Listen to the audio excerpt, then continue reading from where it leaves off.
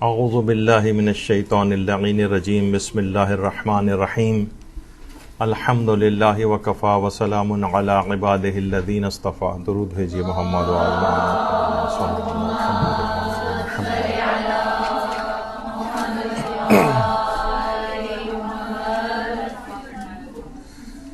سب سے پہلے تو آپ سب لوگوں کو پیشگی مبارکباد ولادت باسعادت حضرت امام زمانہ علیہ الصلوۃ والسلام.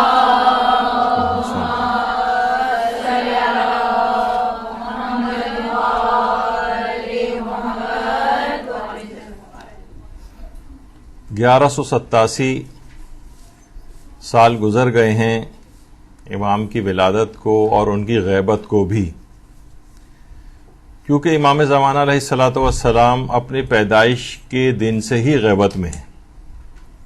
بلکہ بعض علماء کا تو نظریہ یہ بھی ہے کہ حتیٰ کہ جو نواب اربعہ تھے، وہ 4 نائبین امام کے، وہ بھی امام کو اپنی آنکھوں سے نہیں دیکھ پاتے تھے.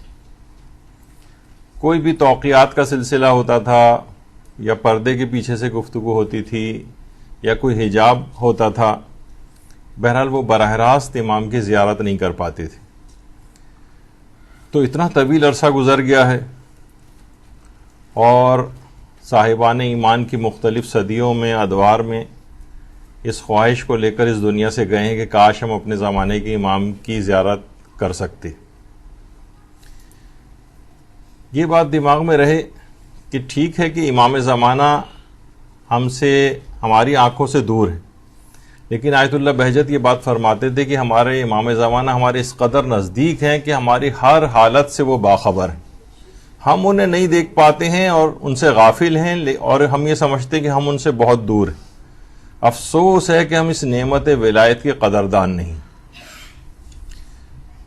علماء صحیح طور پر کہتے ہیں، ایک مثال دیتے ہیں کہ اگر مثلا کسی شخص کے پاس، یعنی مثال اتنی اچھی نہیں ہے لیکن بات کو سمجھانے کے لیے، کہ کسی کے گھر اگر مرغی ہے اور مرغی کہیں گم ہو جاتی ہے، اس کی پالتو مرغی، تو وہ ہر جگہ اس کو تلاش کرتا پھرتا ہے، ہر گلی کے اندر جاتا ہے، ہر آتے جاتے سے پوچھتا ہے کہ کیا تم نے کہیں میری وہ مرغی تو نہیں دیکھی.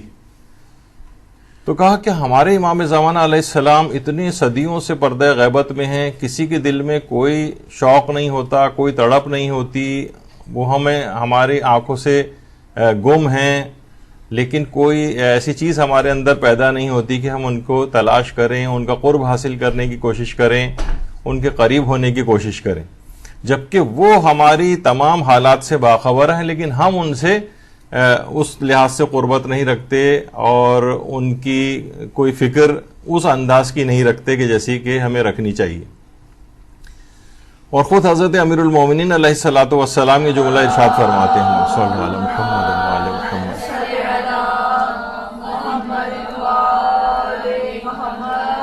غیبت نعمانی جو کتاب ہے، اس میں یہ جملے ارشاد فرمائے ہیں کہ حجت خدا راستوں پر چلتے ہیں، گھروں اور مجلسوں میں تشریف لاتے ہیں، تمام دنیا میں مشرق سے مغرب تک گھومتے ہیں، لوگوں کی باتوں کو سنتے ہیں، مجلس میں موجود اشخاص پر سلام کرتے ہیں، لوگوں کو پہچانتے ہیں در حالانکہ وہ خود نہیں پہچانے جاتے. یعنی وہ کہیں جس طریقے سے کہ عام طور پر میں ٹی وی پروگرام بھی ایک دیکھ رہا تھا، اس کے اندر کچھ افراد جو ہے بیٹھے ہوئے تھے جو کہہ رہے تھے کہ امام زمانہ کسی غار کے اندر بیٹھے ہوئے ہیں. ایسا نہیں ہے، وہ لوگوں کے درمیان میں موجود ہیں. جیسے کہ آپ نے اس روایت کے اندر بات سنی کہ ہر جگہ مجالس میں تشریف لاتے ہیں، محافل میں تشریف لاتے ہیں، مشرق و مغرب میں گھومتے ہیں، لوگوں پر سلام کرتے ہیں، وہ لوگوں کو پہچانتے ہیں. البتہ حضرت یوسف کی طرح سے ان کی غیبت ہے کہ وہ خود پہچانے نہیں جاتے. اور آیت اللہ بہجت کی بات فرماتے تھے کہ جو بارہا دیکھا گیا ہے کہ رسول خدا حضرت امیر المومنین علیہ السلام، شہزادی فاطمۃ الزہرا، امام حسن اور امام حسین علیہ السلام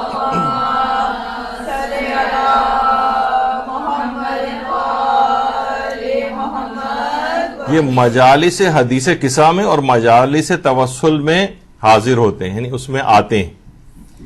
تو یہ بڑی بابرکت محافل ہیں، ان کو گھروں کے اندر رکھنا چاہیے، سجانا چاہیے، اپنے گھر کو زینت دینی چاہیے کہ مجالس حدیث قصہ جب پڑھی جائیں گی، جس جگہ حدیث قصہ پڑھی جائے گی، دعائے توسل پڑھی جائے گی یا مجالس توسل برپا کی جائیں گی، تو وہاں پر بارہا دیکھا گیا ہے، یعنی جو عرفاء ہیں جو واقعتاً ان کی موجودگی کو محسوس کر سکتے ہیں کہ یہ بزرگوار ہستیاں وہاں پر تشریف لاتی.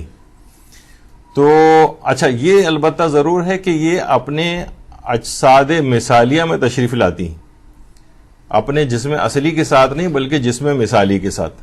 اور اس پہ ہمارے بہت سارے علماء کے فتاوے بھی ہیں، اور جو کہ وقتاً فوقتاً مدرسے کی جو فیس بک سائٹ ہے اس کے اوپر ان کو نشر بھی کیا گیا ہے کہ علماء اور مراجع اس کے قائل ہیں کہ بالکل عین ممکن ہے کہ یہ ہستیاں ان زمین کے اوپر تشریف لاتی ہوں، مجالس اعضاء میں تشریف لاتی ہوں. ظاہر ہے کہ اب ہمیں چاہیے کہ اپنے گھروں کو اور کہ اس قابل بن سکیں کہ وہاں پر یہ ہستیاں آ سکیں، تشریف لا سکیں، اس قابل ہونا چاہیے. یعنی ہر مجلس میں اس طرح سے نہیں آئیں گی کہ وہاں پر ہر قسم کا اس مجلس کے اندر غلط باتیں بیان ہو رہی ہوں یا مثلاً احکامات اسلامی کی کوئی مخالفت ہو رہی ہو. گھر کو اس قسم کا بنانا پڑے گا کہ یہ ہستیاں وہاں پر تشریف لا سکیں. تو امام زمانہ علیہ السلام بھی ان مجالس توسل میں تشریف لاتے ہیں، ان مجالس حدیث قصہ وغیرہ میں تشریف لاتے ہیں. یہی وجہ ہے کہ آیت اللہ علی آقا قاضی فرماتے تھے کہ وہ آنکھ نابینا ہے جو صبح نیند سے بیدار ہونے کے بعد امام زمانہ کو نہیں دیکھتی. اصلاً اس کو نابینا کہنا چاہیے اس آنکھ کو. یعنی یہاں پر البتہ اس کا وہ معنی نہیں ہے کیونکہ امام زمانہ کا نظر آنا، ان کا دیدار ہونا، ان کی زیارت ہونا، یہ تو بالکل عین ممکن ہے. جیسے کہ اس سے پہلے بھی ہم نے شاید عرض کی تھی یہ بات کہ بہت سے لوگ یہ کہتے ہیں کہ جناب امام زمانہ کو اگر کوئی شخص دیکھ لیتا ہے تو گویا ایسا ہی ہے کہ اس نے کوئی جھوٹا دعویٰ کر دیا، اور روایت میں یہ آیا ہے کہ ان کو اس شخص کو جھٹلایا جائے جو یہ کہے کہ میں نے امام زمانہ کو دیکھا ہے. تو فقط رویت ہونا، دیکھا جانا جھٹلانے کا سبب نہیں. اگر ان توقیات کا مطالعہ کریں کہ جس کے اندر یہ بات کہی گئی کہ جو بھی آخری نائب کے بعد امام نے کہا تھا جو بھی اب مجھے دیکھنے کے مشاہدہ کرنے کا دعویٰ کرے گا اس کو وہ جھوٹا ہوگا اور اس کو جھٹلانے کا حکم ہے. تو اس سے مراد اس طرح سے دیکھا جانا ہے. کوئی یہ کہے کہ جس طریقے سے آخری نائب امام کو مثلاً دیکھتے تھے یا ان کو درک کرتے تھے اور ان سے پیغامات لے کر لوگوں تک پہنچاتے تھے، اور ایک نیابت و سفارت کا دعویٰ اس سے مراد ہے. ورنہ اصلاً امام زمانہ کا دیکھا جانا ممکن ہے جب ہی ان کو دیکھے جانے کی زیارات اور کچھ اعمال تک بتائے گئے کہ فلاں قرآنی سورہ اگر پڑھیں تو مثلا سورہ بنی اسرائیل کی تلاوت جو بھی شب جمعہ کرے گا وہ امام زمانہ کو دیکھ سکے گا، یا اس طریقے سے مختلف زیارات ہیں یا دعائیں ہیں اس سلسلے میں. تو وہ اگر دیکھا جانا ممکن ہی نہیں تھا تو پھر وہ دعائیں کیوں تعلیم کی گئی ہیں اور وہ سورہ کیوں بتائے گئے؟ تو دیکھا جانا تو ممکن ہے. لیکن اگر کوئی جیسے کہ آیت اللہ سیستانی فرماتے ہیں کہ اس سے مراد بہت ہی کوئی کہے کہ مستمر طور پر انہیں ہمیشہ میں جب چاہوں، مثلا بہت سارے افراد یہاں پر ہیں کہ کچھ افراد نے دعویٰ کرنا شروع کر دیا تھا کہ مثلا میں روزانہ امام زمانہ کے ساتھ ناشتہ کرتا ہوں. کوئی دعویٰ کرتے تھے آپ جب چاہیں جو چاہے میں جب چاہے اس کی ملاقات امام زمانہ سے کرا دوں. اس طرح کے جو افراد ہیں ان کو جھٹلانے کا حکم ہے. ایک لحاظ سے یہ دعویٰ نیابت و سفارت رکھتے ہیں کہ ہم گویا امام کے سفیر ہیں، امام ہم تک جو پیغامات اپنے دیں گے ہمارے ذریعے لوگوں تک پہنچیں گے. تو جو واقعتاً اس مقام پر فائز ہو وہ امام زمانہ کی زیارت بھی اس کو کبھی کبھار ہو سکتی ہے. لیکن اصل میں یہاں پر دیکھے جانے سے مراد گویا امام زمانہ کا قرب حاصل کرنا مراد ہے. امام کا قرب حاصل کسی بھی شخص کو ہو سکتا ہے، مستقل طور پر بھی ہو سکتا ہے. البتہ اس سے فزیکل اور آنکھوں سے دیکھا جانا ہمیشہ کے طور پر یہ اس سے مراد نہیں ہوتا ہے. تو یہ دماغ میں اس لحاظ سے بات رہے تو یہ عرفا وغیرہ کی باتیں ہیں جو عام طور پر لوگ سوچتے ہیں کہ شاید یہ فقط آنکھ سے دیکھے جانے والی باتیں ہیں. اسی طریقے سے سید ہاشم حداد یہ بھی بڑے عرفا میں گزرے ہیں اور آیت اللہ علی آقا قاضی کے شاگردوں میں سے تھے. یہ فرماتے ہیں جو شخص صبح بیدار ہو جائے اور احساس نہ کرے کہ حضرت ولی اثر اس کے ساتھ ہیں تو ایسا شخص شیعہ نہیں ہو سکتا. یعنی اس قدر امام زمانہ اپنے شیعوں سے قربت رکھتے ہیں، اس قدر نزدیکی رکھتے ہیں، اس قدر ان کا احساس رکھتے ہیں، اس قدر ان کی اطلاع رکھتے ہیں، اس قدر ان کا دکھ درد کے اندر شریک ہوتے ہیں، اس قدر ان کے لیے دعائیں کرتے ہیں کہ کسی بھی شخص کو جو صبح بیدار ہو اور وہ احساس نہ کرے کہ ولی اثر اس کے ساتھ ہیں، یعنی امام زمانہ گویا اس کی قربت کا وہ احساس نہ کرے، تو اصلاً یہ دیکھا جائے تو یہ خالص شیعہ نہیں. یہ کیسا ہے کہ اس کا زمانے کا امام اس دنیا کے اندر موجود ہے، زندہ ہے، آسمان پر اٹھایا نہیں گیا ہے، ظاہری طور پر وفات نہیں ہوئی ہے، اور یہ کوئی قربت ہی ان سے محسوس نہیں کرتا. یہ کیسا شیعہ ہے؟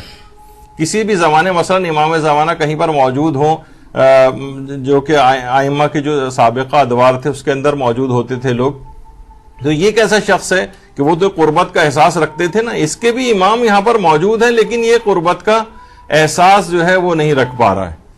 تو یہ شخص شیعہ کہلانے کا مستحق نہیں. اسی طریقے سے آیت اللہ بہجت کہتے تھے امام زمانہ زمانے غیبت میں بھی علمی احاطہ رکھتے ہیں. دیکھیے ایک چیز بار بار عرفا کہتے ہیں، میں بیچ میں روک دیتا ہوں، ابھی آگے نہیں بڑھ رہا اس سے،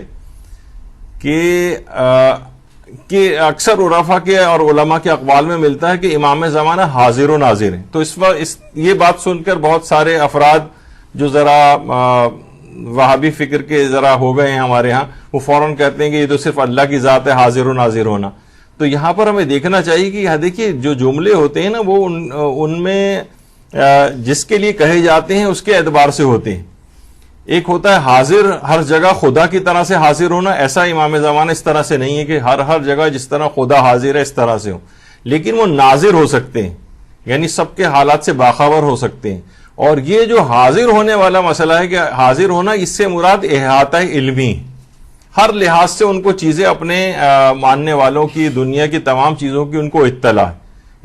خدا کے اوپر اصطلاحات کو قیاس نہیں کرنا چاہیے. تو آیت اللہ بہجت فرماتے تھے کہ امام زمانہ زمانے غیبت میں بھی علمی احاطہ رکھتے ہیں اور تمام امور کو دیکھتے ہیں اور فعالیت بھی رکھتے ہیں، یعنی جب جیسا چاہیں وہ تصرف کر سکتے ہیں امور میں. تو آقا بہجت فرماتے تھے کہ مرزا شیرازی بزرگ کے لیے یہ بات آتی ہے کہ متعدد پیغامات اور احکامات بھی امام زمانہ ان کو بھیجتے تھے. تو بہرحال امام زمانہ اس طرح سے علمی احاطہ رکھتے ہیں. اور خود امام زمانہ علیہ السلام فرماتے ہیں کہ میں تمہارے امور زندگی سے غافل نہیں ہوں اور نہ تمہاری یاد کو بھلانے والا ہوں. میں تمہاری یاد کو بھلانے والا نہیں ہوں. اور ہم نے امام زمانوں کو ایک لحاظ سے بھلا دیا ہے. بس ہم شاید یہ سمجھتے ہیں کہ جب زیارت پڑھی جائے اور امام کا نام آئے تو بس گردن کو ذرا سے جھکا دیا جائے، وہ بھی ایک اہم چیز ہے، میں اس کی کوئی مذمت نہیں کر رہا ہوں، لیکن اس کے علاوہ بھی بہت سی ذمہ داریاں ہیں جو کہ آج ہمارا عنوان بن رہا ہے کہ امام زمانہ کا خدمت گزار کیسے بنا جائے اور اس کے عملی اقدامات کیا ہوں. عام طور پر اس کے ذرا فلسفیانہ اور منطقی طور پر ان چیزوں پہ گفتگو کی جاتی ہے، لیکن لوگوں کو یہ پتہ نہیں چلتا کہ ہم خدمت گزار بننا چاہیں تو کیا ہے ہمارے پاس، روڈ میپ کیا ہے، طریقہ کار کیا ہے، ہم کیسے بنیں گے. اور آیت اللہ جواد انصاری حمدانی واقعی بہت اچھی مثال دیتے تھے. فرماتے تھے ہماری مثال اس بچے کی مانند ہے جس کا باپ اس کا ہاتھ پکڑے کہیں لے جا رہا ہے اور وہ اپنے سفر کے دوران ایک بازار سے عبور کرتے ہوئے شوکیس کو اور ان چیزوں کی طرف متوجہ ہو کر باپ سے ہاتھ چھڑا کر بھاگ جاتا ہے بچہ. اور جب بچہ متوجہ ہوتا ہے تو دیکھتا ہے اس کا باپ موجود نہیں، تو یہ سمجھنے لگتا ہے کہ اس کا باپ کہیں گم ہو گیا ہے، جبکہ حقیقت میں وہ خود گم ہوا ہے. انبیاء اور اولیاء مخلوق کے سرپرست اور باپ کی مانند ہے. لوگوں کا ہاتھ وہ پکڑتے ہیں تاکہ انہیں دنیا کی اس بازار سے سلامتی کے ساتھ گزار کر لے جائیں، لیکن اکثر مخلوق دنیاوی مفادات کی شیدائی ہوتے ہیں اور اب باپ کا ہاتھ چھڑا کر دنیا کے بازار میں گم ہو جاتے ہیں. امام زمانہ غائب نہیں ہوئے ہیں بلکہ ہم گم ہو کر حجابات میں پڑ گئے. ہم نے اپنا ہاتھ ان سے چھڑا لیا ہے اور ہم سوچ رہے ہیں امام زمانہ غائب ہیں. بھائی آپ غائب ہو گئے. آپ چاہیں تو امام زمانہ کی خدمت گزاری کر کے ان کا قرب حاصل کیا جا سکتا ہے اور دوبارہ اپنے ہاتھ کو ان کے ہاتھ میں دیا جا سکتا ہے. تو اصلاً اپنے ان حجابات کو ہٹانا پڑے گا. جیسے کہ کہا جاتا ہے نا، شاید میں نے آپ کی جو پہلی کلاس ہوئی تھی اس میں یہ بات شاید عرض کی تھی کہ ایک جملہ آتا ہے کہ علم حجاب اکبر. امام خمینی بھی کہتے تھے، لیکن وہ کہتے تھے اس حجاب کے اس میں داخل ہو کر اس حجاب کو چاک کیا جائے گا. یعنی علم سے حجاب آئے گا نہیں، حجاب اکبر ہے، لیکن اس میں داخل ہو کر حجاب کو چاک کیا جائے. تو اسی طریقے سے یہ ہمارے آنکھوں پر جو حجابات اور پردے پڑے ہوئے ہیں، یہ نافرمانی کے پردے، ان پردوں کو جو ہے وہ ہٹانا پڑے گا. یہی وجہ ہے کہ بہت سے لوگ کہتے تھے کہ ایک دفعہ جو طلاب تھے مدرسے رفاع کے، یعنی اس سے پہلے کی بات ہے، یعنی جو کہ جب یہ انقلاب برپا ہوا تھا وہاں پر، تو لوگوں نے کہا کہ آپ جو ہیں، ہم نے دیکھا ہے کہ آپ امام زمانہ کا بہت کم نام لیتے ہیں. تو امام یہ سن کر، یعنی امام خمینی یہ سن کر کھڑے ہو گئے، یعنی ایک لحاظ سے ذرا غصے ہوئے اور کہنے لگے یہ تم کیا کہہ رہے ہو، یعنی کہ جتنا بھی کچھ ہمارے پاس ہے اور جتنا کچھ بھی ہم نے کیا ہے سب کچھ امام زمانے کے لیے تو کیا، یہ انقلاب بھی برپا ہم نے امام زمانہ کے نام پر کیا ہے.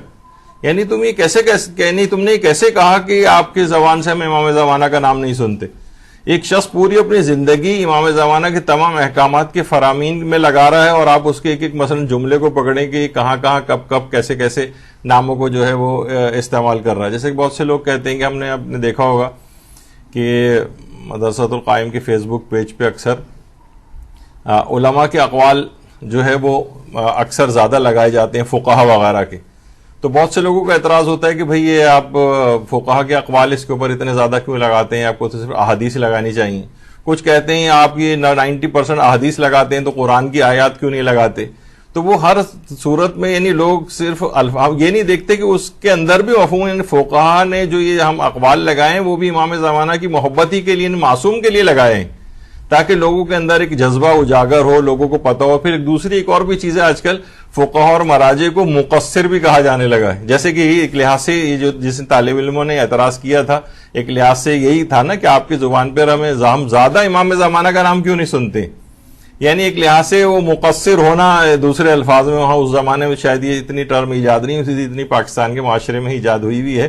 لیکن یہ کہ بہرحال انہوں نے کہا کہ سارا کام ہی ہم نے امام زمانہ کے لیے کیا ہے. تو بہرحال یہ اس طرح کی چیزیں ہیں کہ ایک ایک چیز امام زمانہ کے لحاظ سے کی جائے. اور یہ بات بہت اچھی آقا ہاشم حداد بھی فرماتے تھے کہ جو شخص صبح نیند سے بیدار ہو اور یہ محسوس نہ کرے کہ امام زمانہ اس کے ساتھ ہیں اور اس کے تمام حالات کو جانتے ہیں، یقیناً ایسا شخص شیعہ نہیں ہو سکتا. اور ایک مومن کے لیے امام کے ظہور اور غیبت میں کوئی فرق نہیں ہونا چاہیے. یہی توحید اور یہی عرفان.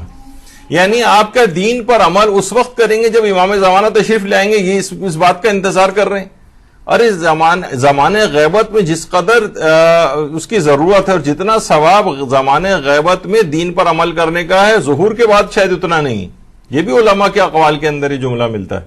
یعنی جس قدر زمانے غیبت میں دین پر عمل کی ضرورت ہے. دیکھیے غیبت اور ظہور میں کوئی فرق نہیں ہونا چاہیے دین پر عمل کے اعتبار سے.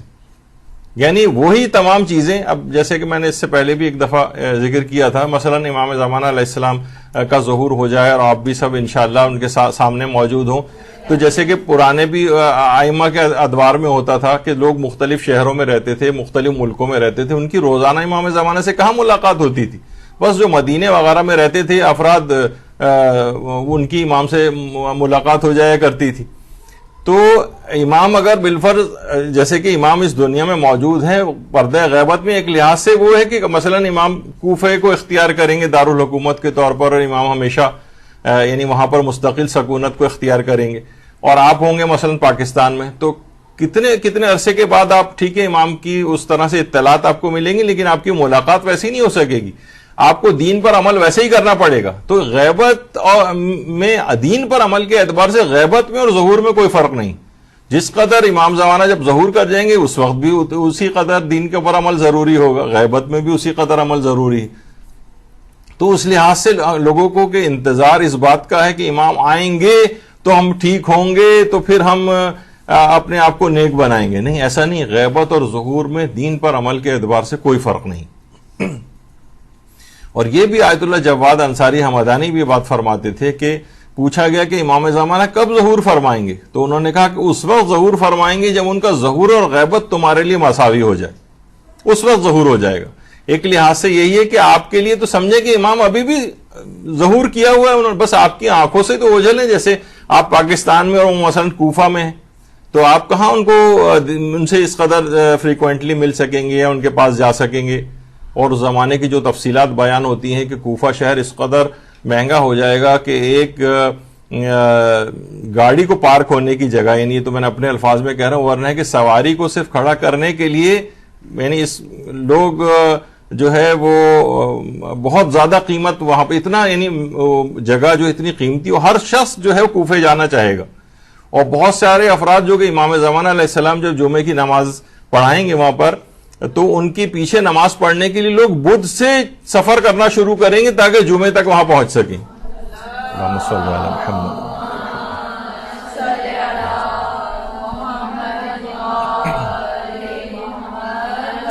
ظہور اور غیبت مساوی ہونا چاہیے عمل کے اعتبار سے. وہ تو آپ کو اس فضیلت کا انتظار کرنا ہے کہ ہم ان کے رخ زیبا کی زیارت کریں, ان کے رخ انور کی زیارت کر سکیں, ان کی یہ تو ان کی اپنی اہمیت اپنی جگہ پر ہے, لیکن دین پر عمل میں کوئی فرق نہیں ہوگا غیبت اور ظہور میں. یہ ایک سب سے پہلی ایک چیز ہے کسی بھی خدمت گزار کے لیے. اور آیت اللہ حمدانی فرماتے تھے جس وقت تمہارے لیے امام زمانے کے غائب اور حاضر ہونے میں کوئی فرق نہ رہے اس وقت تم امام کی خدمت میں پہنچ سکتے ہو. ہمیں چاہیے کہ ہم اپنے آپ کو آمادہ رکھیں تاکہ امام کے حضور و غیب میں ہمارے لیے کوئی فرق نہ رہے, اور وہی وقت امام سے ملاقات کا ہے. غیبت اور ظہور کا جہاں یہ والی یکسانیت آپ کے اندر آ گئی, یعنی عمل کے اعتبار سے, دین پر عمل کے اعتبار سے کوئی فرق باقی نہ رہے, تو بس گویا امام کا قرب آپ کو اسی وقت حاصل ہو گیا. آپ نے زمانہ غیبت میں اپنے فریضے کو ادا کیا دین پر عمل کے اعتبار سے. جو تمام مراجع جتنے بھی آپ کسی سے استفتاء بھی کر کے دیکھ لیں, جو پہلے سے استفتاءات موجود ہیں, جب ان سے پوچھا جاتا ہے کہ زمانہ غیبت میں ہماری ذمہ داری کیا ہے, تو ہر مرجع ایک ہی تقریباً بات کہتا ہے کہ دین پر سختی کے ساتھ کاربند ہو جائیے, واجبات و حرام کا خیال کیجیے, یہ سب سے بڑی ذمہ داری. تو یہ بہت اہم ہے. یعنی جب ہم چاہتے ہیں کہ امام کے خدمت گزار بنے تو سب سے زیادہ اہم بات اس کے اندر یہ ہے کہ ہم دین پر اتنی سختی کے ساتھ کاربند ہو جائیں. یہ کیسا خدمت گزار ہوگا کہ جو دین پر کاربند ہی نہیں, جو دین کے مطابق عمل ہی نہیں کر رہا ہے, جو اپنی معلومات کو وسیع نہیں کرتا, بڑھاتا نہیں ہے, اپنے اعمال کو ٹھیک نہیں کرتا ہے. اور آیت اللہ بہجت یہ بھی فرماتے تھے کہ اگر امام زمانہ کے فرج کے لیے یعنی ان کے ظہور کے لیے دعا کرتے رہو تو یہ اس بات کی علامت ہے کہ ابھی تمہارا ایمان باقی ہے. اللہم صلی علی محمد.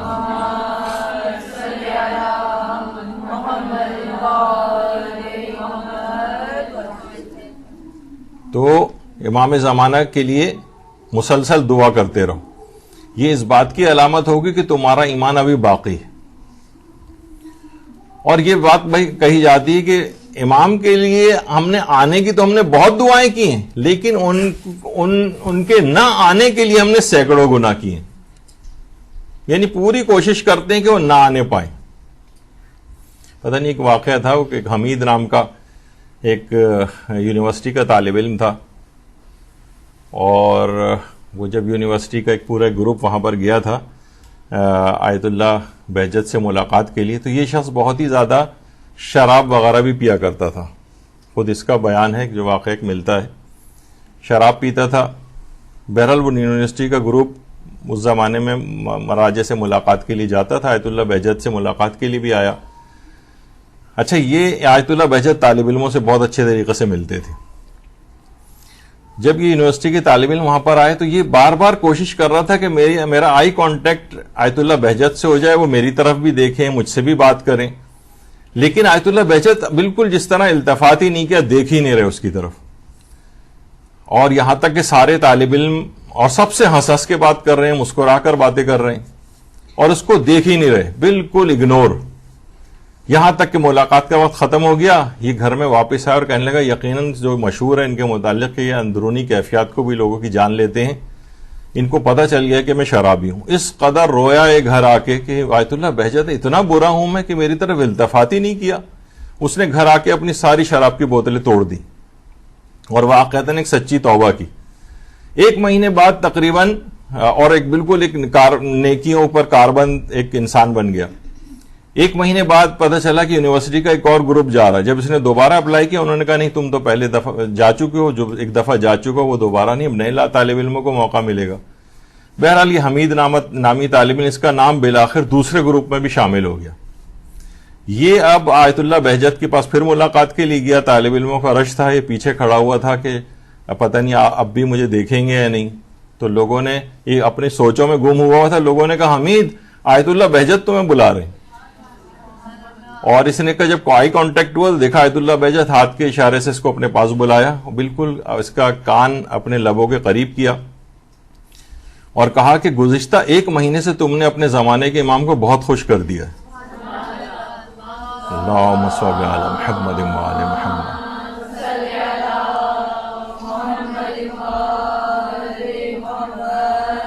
اور ہر گناہ کو چھوڑنا امام زمانہ کے چہرے اقدس پر مسکراہٹ لانے کا سبب ہے. یعنی جب ہم کبھی بھی ایک گناہ بھی ترک کرتے ہیں تو امام زمانہ کا دل خوش ہو جاتا ہے. اور خاص طور پہ جب بھی علماء کہتے ہیں، آیت اللہ کشمیری فرماتے تھے کہ جمعے کے دن حضرت حجت غمگین ہوتے ہیں کیونکہ ان کے پاس لوگوں کے نامہ اعمال جمعے کے روز لائے جاتے ہیں وقت اثر، اور جب اپنے شیعوں کے نامہ اعمال کے اندر برائیاں دیکھتے ہیں تو حضرت اقدس سخت ملول خاطر اور غمگین ہو جاتے ہیں. تو بہرحال جتنے ہم گناہ کو ترک کریں گے، یعنی پہلی چیز یہ ہے امام زمانہ کا خدمت گزار بننے کی کہ آپ کو گناہوں کو ایک ایک کر کے ترک کرنا پڑے گا. یکمشت ایک ساتھ ترک کر دیں یا رفتہ رفتہ ترک کریں. جس قدر گناہوں سے دوری کرتے جائیں گے اس قدر امام زمانہ کے قریب ہوتے جائیں گے اور ان کے صحیح طور پر خدمتگار ہونے کے لیے کہ اب آپ کو کچھ نہ کچھ ذمہ داریاں امام کی طرف سے قبول کرنی ہوں گی. تو زمانے کے امام کا خدمت گزار بننے کے لیے پہلی شرط یہ ہے کہ انسان اپنے آپ کو گناہوں سے اس لحاظ سے بچائے. دیکھیے علماء فرماتے ہیں کہ امام زمانہ سے رابطے کے لیے پاکیزگی اختیار کیا جائے اور دل کو پاک کیا جائے. اگر دل پاک ہو جائے تو ان لہروں کو پالے گا اور تصویر بھی دکھائی جائے گی، لیکن اگر دل صاف نہ ہو اور اس پہ گرد و غبار پڑا ہو تو تصویر بھی اچھی طرح سے نہیں دیکھ سکے گا. یعنی جتنا ہم اپنے گناہوں سے اپنے دل کو خراب کرتے ہیں، گویا وہ آئینہ دل جو ہے وہ اتنا ہی زیادہ اس پہ گرد پڑ گئی ہے، کیچڑ جمع ہو گئی، تو اس کے اندر تصویر امام کیسے جو ابھر سکے گی. یعنی دل کو بھی اتنا ہی پاک و پاکیزہ بنانا پڑے گا تو پھر امام کے دیدار کو صحیح طور پر وہ دیکھ سکے گا، ورنہ وہ دھندلاہٹ رہے گی یا بعض اوقات وہ میل اور وہ کثافتیں جتنی دل پر آئینہ دل کے اوپر بڑھتی چلی جائیں گی اسی قدر امام کا رخ انور کا جو عکس ہے اس کے اوپر ابھر نہیں سکے گا. دل کو پاک کرنا چاہیے عمل کے ساتھ ساتھ. اور آیت اللہ بہجت فرماتے تھے کہاں گئے وہ لوگ جو امام زمانہ سے ارتباط رکھتے تھے؟ ہم نے اپنے آپ کو خود بیچارہ کر لیا ہے، اپنے رابطے کو ہم نے خود قطع کر لیا، ہمارے پاس اب کچھ باقی نہیں رہا. کیا وہ لوگ تھے؟ یعنی ہم سے زیادہ فقیر تھے. اگر آپ کہہ دیں گے ہم امام زمانہ تک نہیں پہنچ سکتے تو تمہارا جواب یہ ہے کہ تم واجبات کیوں انجام نہیں دیتے ہو، کیوں حرام باتیں اور ان چیزوں کو ترک نہیں کرتے ہو، یعنی جو گناہ والی ہیں.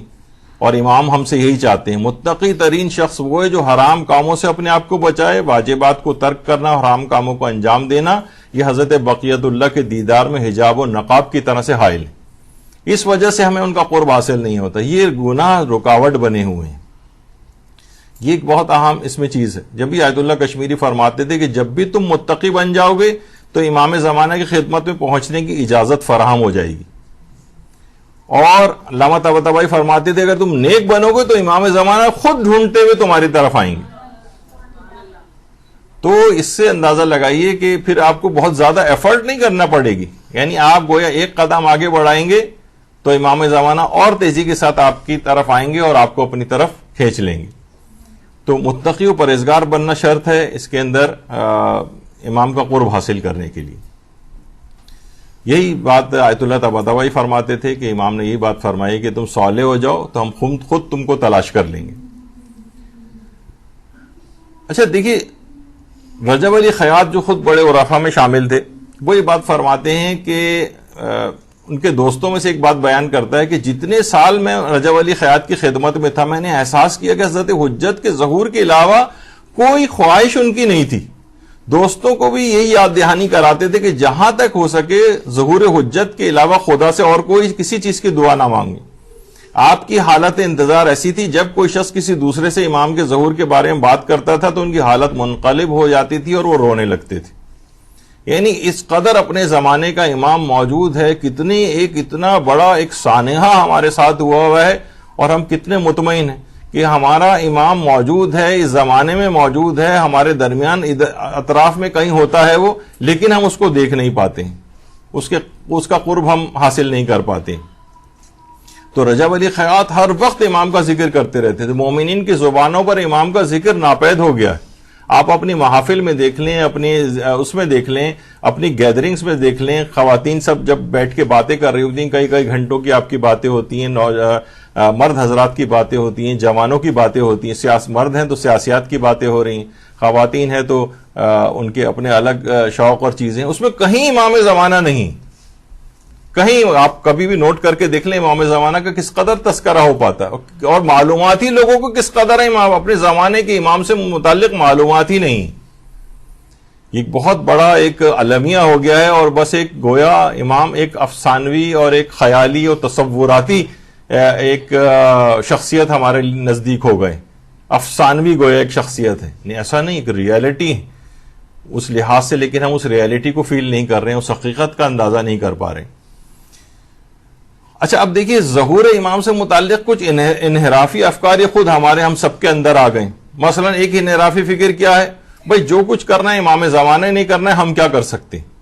یہ اکثر آپ ہمیں مختلف جو ذاکرین وغیرہ ہیں بعض، ان کی تقریروں کے اندر یہ چیز ملتی کہ بھئی جو کچھ کرنا ہے امام نے کرنا ہے، ہمیں کچھ کرنے کی کیا، ہمارا کام تو فقط یہ کہ ہم حسین کرتے رہے. مثلا وہ بھی کرنا ہے، وہ سب سے عام چیز ہے، لیکن یہ کہ عملی اقدام کچھ بھی نہیں کرنا ہے، کچھ جو کچھ ہوگا امام خود کر لیں گے.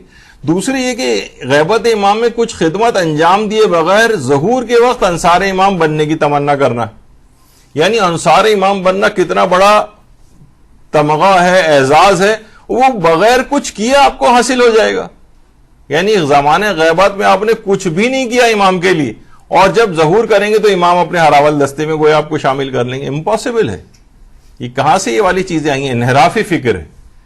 ظہور کے وقت بھی وہی تمام افراد امام کے لیے اٹھائے جائیں گے کہ جو کہ غیبت کے زمانے میں کام کر چکے ہوں گے. جیسے ہم نے ایک دفعہ پہلے کہا تھا کہ آپ کو تماشبین کے طور پہ نہیں اٹھایا جائے گا کہ چلیے آئیے امام زمانہ کا ظہور ہو گیا، اب دیکھیے امام زمانہ کیسے کریں گے، اور آپ گویا آپ کمرے میں موبائل فون ہاتھ میں لیے بس آپ ایئر کنڈیشن روم کے اندر بیٹھ کے امام کی خبر رکھیں گے.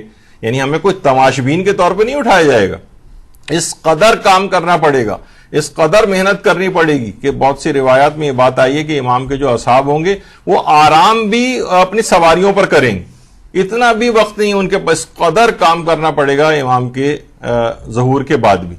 یعنی یہ نہیں ہوگا کہ بس ہر وقت بس وہ دماغ میں ہے کہ بس وہ انگور کا درخت لٹکا ہوگا، اس میں انگور لیٹ کے آپ بس کھاتے رہیں گے کہ اب تو شیر بکری سب پانی ایک گھاٹ کے اوپر وہ پانی پی رہے ہیں. یہ سب بھی سب کچھ بعد میں ہوگا، لیکن اصلاً آپ کو کیا کرنا ہوگا؟ خدمت کرنی پڑے گی، اور زمانے غیبت میں خدمت کرنی پڑے گی تو پھر آپ زمانے ظہور میں خدمت کے قابل ہو سکیں گے. تیسری انحرافی فکر یہ غیبت امام میں اپنی ذمہ داریوں کی فکر کے وجہ علامات ظہور معلوم کرتے رہنا. نوجوانوں کا ایک کھیل اس لحاظ سے بن گیا ہے کہ اچھا اب دیکھیے یہ علامت پوری ہو گئی، اب کتنی علامتیں پوری ہو گئی، اتنی ایک دفعہ ہمارے استاد محترم نے کہا تھا کہ پچھلے چند سالوں کے اندر 100 سے زائد علامات پوری ہوئی ہیں امام زمانہ کے ظہور کی، ورنہ 50-100 سال کا عرصہ گزر جاتا تھا، مشکل سے ایک علامت پوری ہوتی تھی. اب ساری دنیا پوچھنے پہ تیار ہو گئی ہے کہ جناب یہ وہ نا 100 علامتیں کون سی پوری ہوئی ہیں. بھائی آپ کو علامت پوری ہو کے یعنی اس کا کیا کرنا ہے اس کا؟ یعنی اگر ایک لحاظ سے یہ بات کہیں بیان ہو بھی گئی ہے تو آپ صرف علامتیں پوری ہونے کی صرف ایک اپنی وہ ٹک کرتے رہیں گے کہ بھئی یہ ہو گئی یہ ہو گئی، اس سے کیا فرق پڑے گا؟ اصلاً یہ ہے کہ آپ کو اپنے عمل کو ٹھیک کرنا ہے. یہ بھی ایک انحرافی فکر ہے کہ ذمہ داریوں سے بے فکر ہو گئے اور بس علامتوں کی فکر کر رہے ہیں کہ کتنی پوری ہوئی. چوتھی انحرافی فکر یہ کہ ظہور امام زمانہ کو الہی احکام کے نفاذ کی کوششوں اور زحمتوں کا زمانہ سمجھنے کے بجائے عیش و آرام کا زمانہ سمجھنا. ارے بھائی ابھی امام کو جتنے افراد چاہیے، کتنی بڑی ایک حکومت اسلامی قائم کرنے کے لیے امام کو کتنے افراد کی ضرورت ہوگی، مختلف عہدوں پہ چاہیے ہوں گے، ایک پوری عالمی حکومت قائم ہونے جا رہی ہے، اور امام کے جو بھی انصار ہوں گے کو فاسق و فاجر و بدکار اور بے عمل افراد تو نہیں ہوں گے. تو آپ کو اتنی تعداد میں باعمل افراد کی ایک کھیپ تیار کرنی ہے، لوگوں کو خود سے وہ اپنے آپ کو بہتر بنانا ہے تاکہ وہ امام کے عامل بن سکیں، یعنی امام کے عہدے کو قبول کرنے کے قابل ہو سکیں. فاسق و فاجروں اور بدکاروں کو عہدہ نہیں دیا جائے گا امام کی طرف سے. تو وہ کیا کرتے ہیں کہ عیش و آرام کا زمانہ سمجھ رہے ہیں غیبت کو. نہیں، یہ اپنے آپ کو بدلنے اور محنتوں اور زحمتوں کا زمانہ ہے. لوگوں کی تعداد، نیک افراد کی تعداد کو بڑھانا ہے. اس کے لیے آپ کو عملی میدان میں کوششیں کرنی ہیں لوگوں کو نیک بنانے کی، تاکہ امام کا ظہور کی راہ ہموار ہو جائے. یہ عیش و آرام کا زمانہ نہیں. یعنی ہم سوچتے ہیں کہ بھائی بہت مشکلات ہو گئی، امام زمانہ جلد سے جلد ظہور کریں آ کر، اور ہم بہت اطمینان سے ہم بیٹھ کے آرام سے ٹی وی وغیرہ دیکھیں، کوئی قتل و غارت گری نہ ہو، بہت اطمینان کے ساتھ زندگی گزاریں.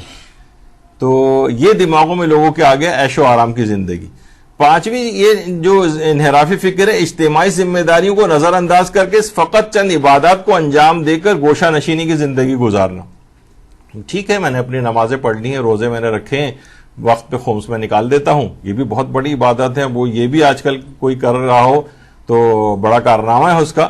لیکن اجتماعی ذمہ داریوں کو نظر انداز کر کے گوشہ نشینی کی طرح سے بس اپنی فکر کے اندر صرف رہنا، یہ خود غرضانہ ایک طریقہ، اور یہ خود بھی بچ نہیں پائے گا زمانے کی ان آسیب زدگی سے کہ جو کہ یا اس کی اولادیں وغیرہ اگر اس نے اجتماعی ذمہ داریاں اپنی نہ نبھائیں، ابھی جس کا بھی آگے چل کر ہم تذکرہ کرنے والے. اور اگلی انحرافی فکر یہ کہ صاحبان علم کا امر بالمعروف و نہی عن المنکر کے سلسلے میں خاموشی اختیار کرنا.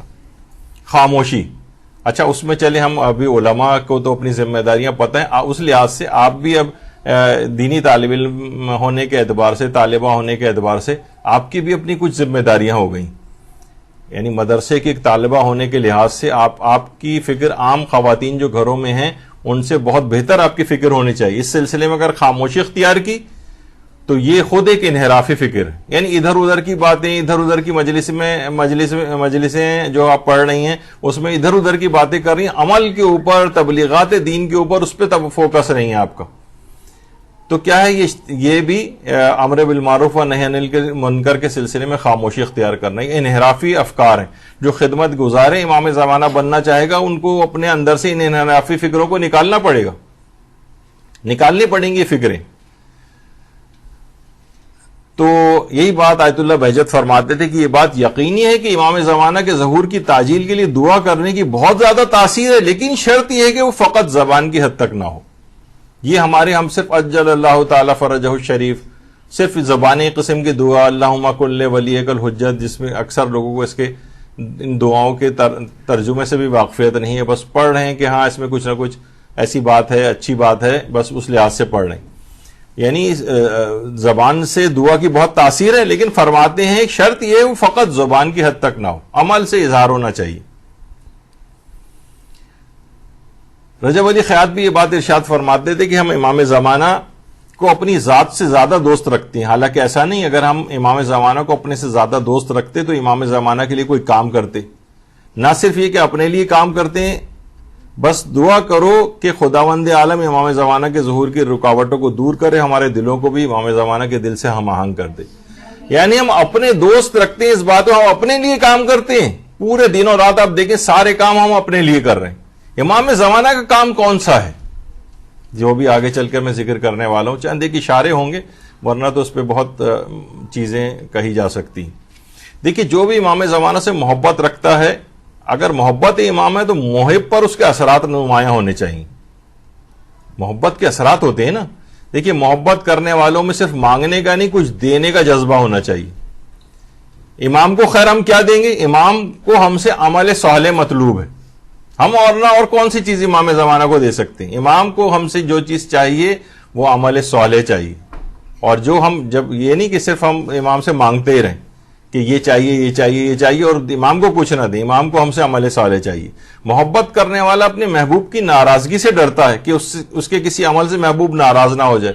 ہم دن اور رات ایسے کام کر رہے ہیں جس سے امام زمانہ ناراض ہوتے ہیں. اس کا مطلب یہ ہے کہ ہم امام زمانہ سے اس انداز کی محبت نہیں کرتے جیسے کہ تقاضا ہے. اور محبت کو محبوب مطلوب ہوتا ہے، نہ کہ اس کے وسیلے سے مال دنیا، ملازمت، کاروبار، رشتہ، صحت، اولاد مقصود ہو. اصلاً محبت کرنے والے کو اپنا محبوب عزیز ہوتا ہے. یہاں پر کیا ہے کہ ہمیں محبوب عزیز نہیں ہے بلکہ اس کے وسیلے سے ہمیں کچھ چیزیں چاہیے. ہمیں اولاد چاہیے، رزق چاہیے، بیماری سے نجات چاہیے، اس طرح کی چیزیں چاہیے. تو اصلاً اپنی محبت کو امام زمانہ سے خالص کرنا پڑے گا. خالص. ابھی ہم نے امام زمانہ کو ان چیزوں کو حاصل کرنے کا ایک ذریعہ سمجھا ہوا ہے، یا دیگر معصومین کو بھی.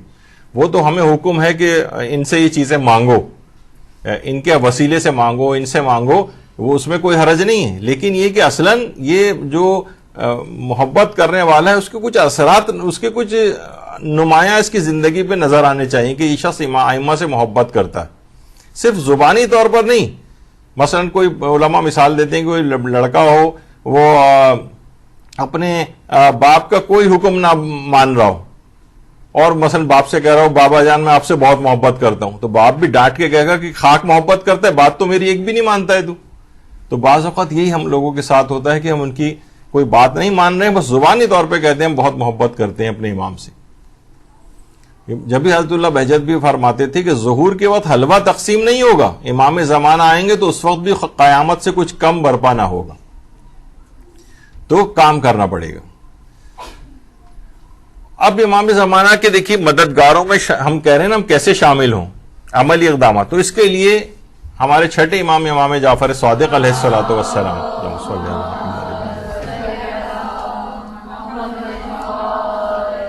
کہ فرماتے جو شخص بھی نماز جمعہ کے بعد 7 مرتبہ کہے اللہم صلی علی محمد وآل محمد وعجل فرج آل محمد، تو یہ شخص حضرت کے اصحاب اور مددگاروں میں شامل ہو جاتا ہے.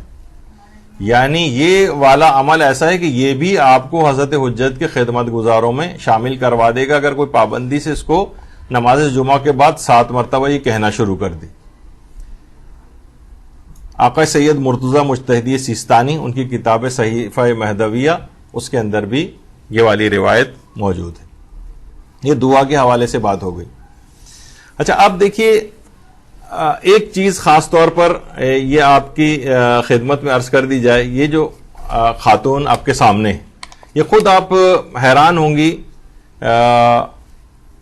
کہ یہ عراق کی خاتون ہے، عراق کی صوبہ تکریت جو عراق کا ایک صوبہ ہے اس سے ان کا تعلق ہے. ام القصائے الجیبوری ان خاتون کا نام ہے. ان کو طاعت و تکریت یا طاعت العصر کہا جاتا ہے. آپ کو پتا ہے طاعہ یا طاعہ یہ کس کا نام تھا؟ مسلم ابن عقیل علیہ الصلوۃ والسلام کو جس خاتون نے اپنے گھر میں پناہ دی تھی اور اپنی جان کی پرواہ نہیں کی تھی اس کا نام تھا طاعہ. بالکل انہی کی پیروی میں اس خاتون نے صوبہ تکریت پر جب داعش نے حملہ کیا تھا تو وہاں پر ایک کیڈٹ کالج تھا، ایک تربیتی کیمپ تھا جس کے اندر 5 سے 10 ہزار ان آرمڈ کیڈٹس تھے، یعنی ان کے پاس کوئی اسلحہ وغیرہ نہیں تھا، وہ ابھی تربیت ابتدائی طور پر حاصل کر رہے تھے. انہوں نے پورا اس کا محاصرہ کر لیا اور اچھی طریقے سے اس کو وہ کر لیا ان لوگوں نے، داعش والوں نے. تو ان خاتون ابھی میں پہلے اس کا بتا دوں کہ جب انہوں نے چاروں طرف سے ان کا محاصرہ کر لیا تو ان 5 سے 10 ہزار جو کیڈٹس وہاں پر موجود تھے ان میں سے 1700 شیعہ اور جو غیر مسلم تھے ان کو الگ کیا، اور ان کو الگ کرنے کے بعد ایک خاص جگہ لے جا کر ان 1700 افراد کو اس مقام پر لا کر ذبح کر دیا گیا. ذبح یہ وہ جگہ ہے کہ جہاں پر ذبح کرتے تھے اس کے بعد لاش نیچے پانی میں پھینک دیتے تھے. 1700 شیعہ اور اس میں کچھ وہاں پہ غیر مسلم کیڈٹس بھی تھے، ظاہر ہے وہ ایک ملک کے اندر ہر اس کے مذہب کے ہوتے ہیں، یہ سب وہاں پر ذبح کر کے ڈال دیے گئے.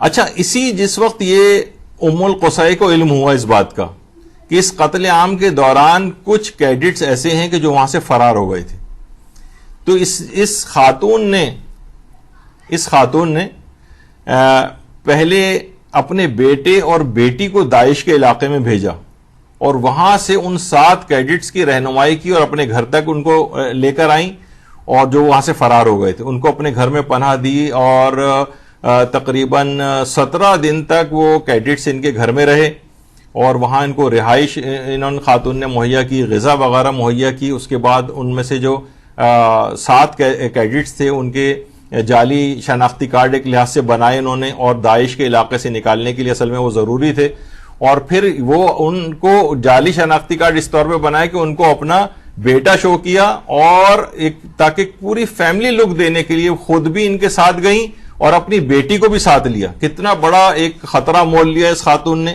اور ایک فیملی کے طور پر داعش کے علاقوں سے 10 چیک پوسٹوں سے گزار کر، یعنی ہر چیک پوسٹ پر یہ بہادر خاتون خود جا کر بات کرتی تھی ان لوگوں سے، دہشت گردوں سے، بالکل خوفزدہ نہیں ہوتی تھی. یہاں تک کہ جب وہ کیڈٹ سے جب وہ سوال و جواب کرتے تھے چیز پتہ کرنے کے لیے کہ یہ لوگ صحیح اصلی ہیں بھی یا نہیں، تو ایک کیڈٹ ایک دفعہ کچھ گڑبڑا سا گیا تھا اور اس نے غلط جواب دینے لگا تھا، وہ تو اس خاتون نے فوراً بھاپ لیا خطرے کو اور اپنے سر کو ایک حادثے کا رنگ دیتے ہوئے سر کو دیوار سے ٹکرا کے خون نکالا کہ سر سے خون بہنے لگا، اور طبی امداد دینے کے بہانے سے صورتحال کو اس نے اپنے کنٹرول کیا. افراتفری مچ گئی، یہاں تک کہ وہ لوگ اس بات کو بھول گئے کہ وہ کیڈٹ غلط جواب دے رہا تھا.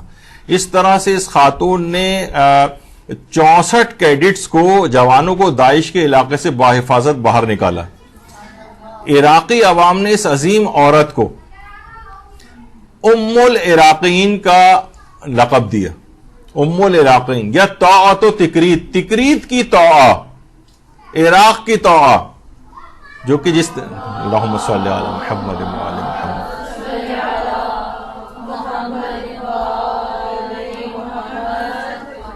اچھا، ایک خصوصیت اب اس میں اور بتا دیجیے آپ کو، اس سے ایک مسئلہ اور بھی حل ہوگا.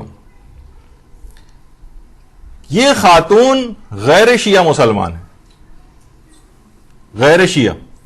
دیکھیے امام زمانہ علیہ السلام کا جب ظہور ہوگا تو اکثریت جو ہے غیر شیعہ مسلمان افراد کی یہ مذہب حقہ کو قبول کر لے گی. اکثریت، اس کے اندر جو افراد ہیں وہ اکثریت ایسی ہوں گے کہ جب امام زمانہ تشریف لائیں گے تو مذہب حق کو قبول کریں گے. یہی وجہ ہے کہ آیت اللہ سیستانی نے برادران اہل سنت کو اپنا نفس اور اپنا جان بھی قرار دیا. یعنی دیکھیے عام عوام جو ہوتی ہے نا، زیادہ تر عام عوام کے دل تعصبات سے پاک ہوتے ہیں. یہ تو چند افراد کا ایک گڑبڑ جو انہوں نے کر رکھی ہے معاشرے میں، اس سے تعصبات ذرا فروغ پا رہے ہیں، ورنہ اصلاً یہ تمام افراد ایک دوسرے کے ساتھ گھل مل کر رہنا چاہتے ہیں، ہر قسم کی دہشت گردی کو ناپسند کرتے ہیں، آپس میں مذہبی منافرت کو ناپسند کرتے ہیں. تو یہ خاتون بھی انشاءاللہ ایسا لگتا ہے کہ یہ جس وقت امام زمانہ علیہ السلام تشریف لے کر آئیں گے تو اتنا اس نے مدد کیا کہ شیعہ کیڈٹس کو اس طرح سے اس نے تحفظ فراہم کی اور اپنی جان تک کی پرواہ نہیں کی، اپنی فیملی کی جان کی پرواہ نہیں کی، اور 64 کیڈٹس کو اس طرح سے چیک پوسٹوں سے گزار کر اس نے باہر نکالا. وہ تمام افراد کی جن کی بربریت اور ظلم کی کوئی انتہا نہیں تھی. اور جس وقت یہ خاتون جب حرم امام حسین میں تشریف لائی تھیں تو ان کا اللہم صلی علی محمد وعلی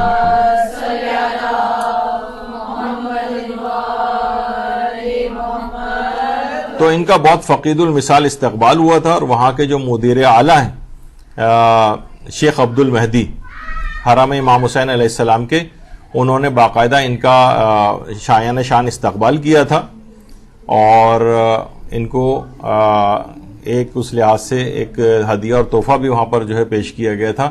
تو عراق کی عوام نے ان کو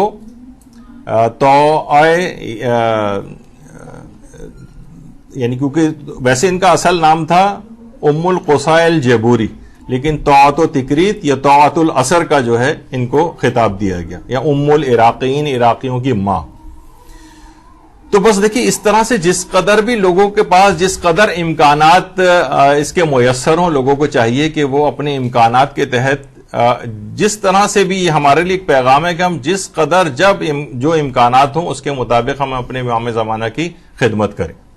اور پھر آپ دیکھیں کہ اس لحاظ سے دین پر عامل ہونے کے لحاظ سے یہ جو جتنے بھی اس وقت مشہور جو شہداء ہیں، شہید اماد مغنی اتفاق سے ان کی بیٹی کا نام بھی زینب ہے، شہید محرابی جو وہاں پہ گزرے ان کی بیٹی کا نام زینب، شہید ابو مہدی المہندس جو کہ شیخ سید اپنا قاسم سلیمانی کے ساتھ جو شہید ہوئے تھے ان کی بیٹی کا نام بھی زینب، اور قاسم سلیمانی کی بیٹی کا نام بھی زینب. یعنی چاروں زینب.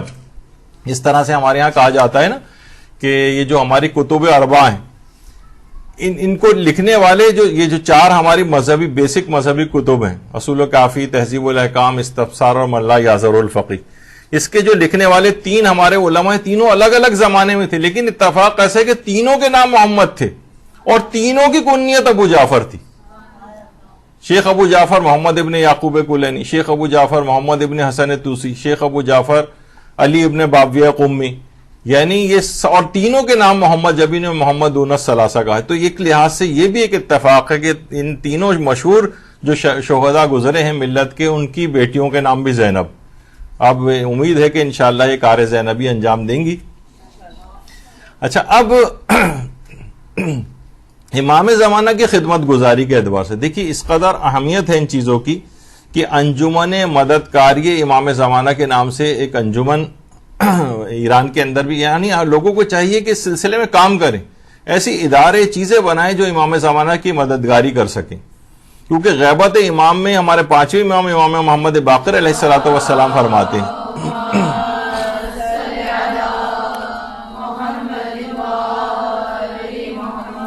فرماتے ہیں کہ تم میں سے صاحبان قدرت ضعیفوں کی مدد کریں، غنی اور مالدار فقیروں کی دستگیری کریں، ہر انسان اپنے بھائی کو مفید نصیحت کرے.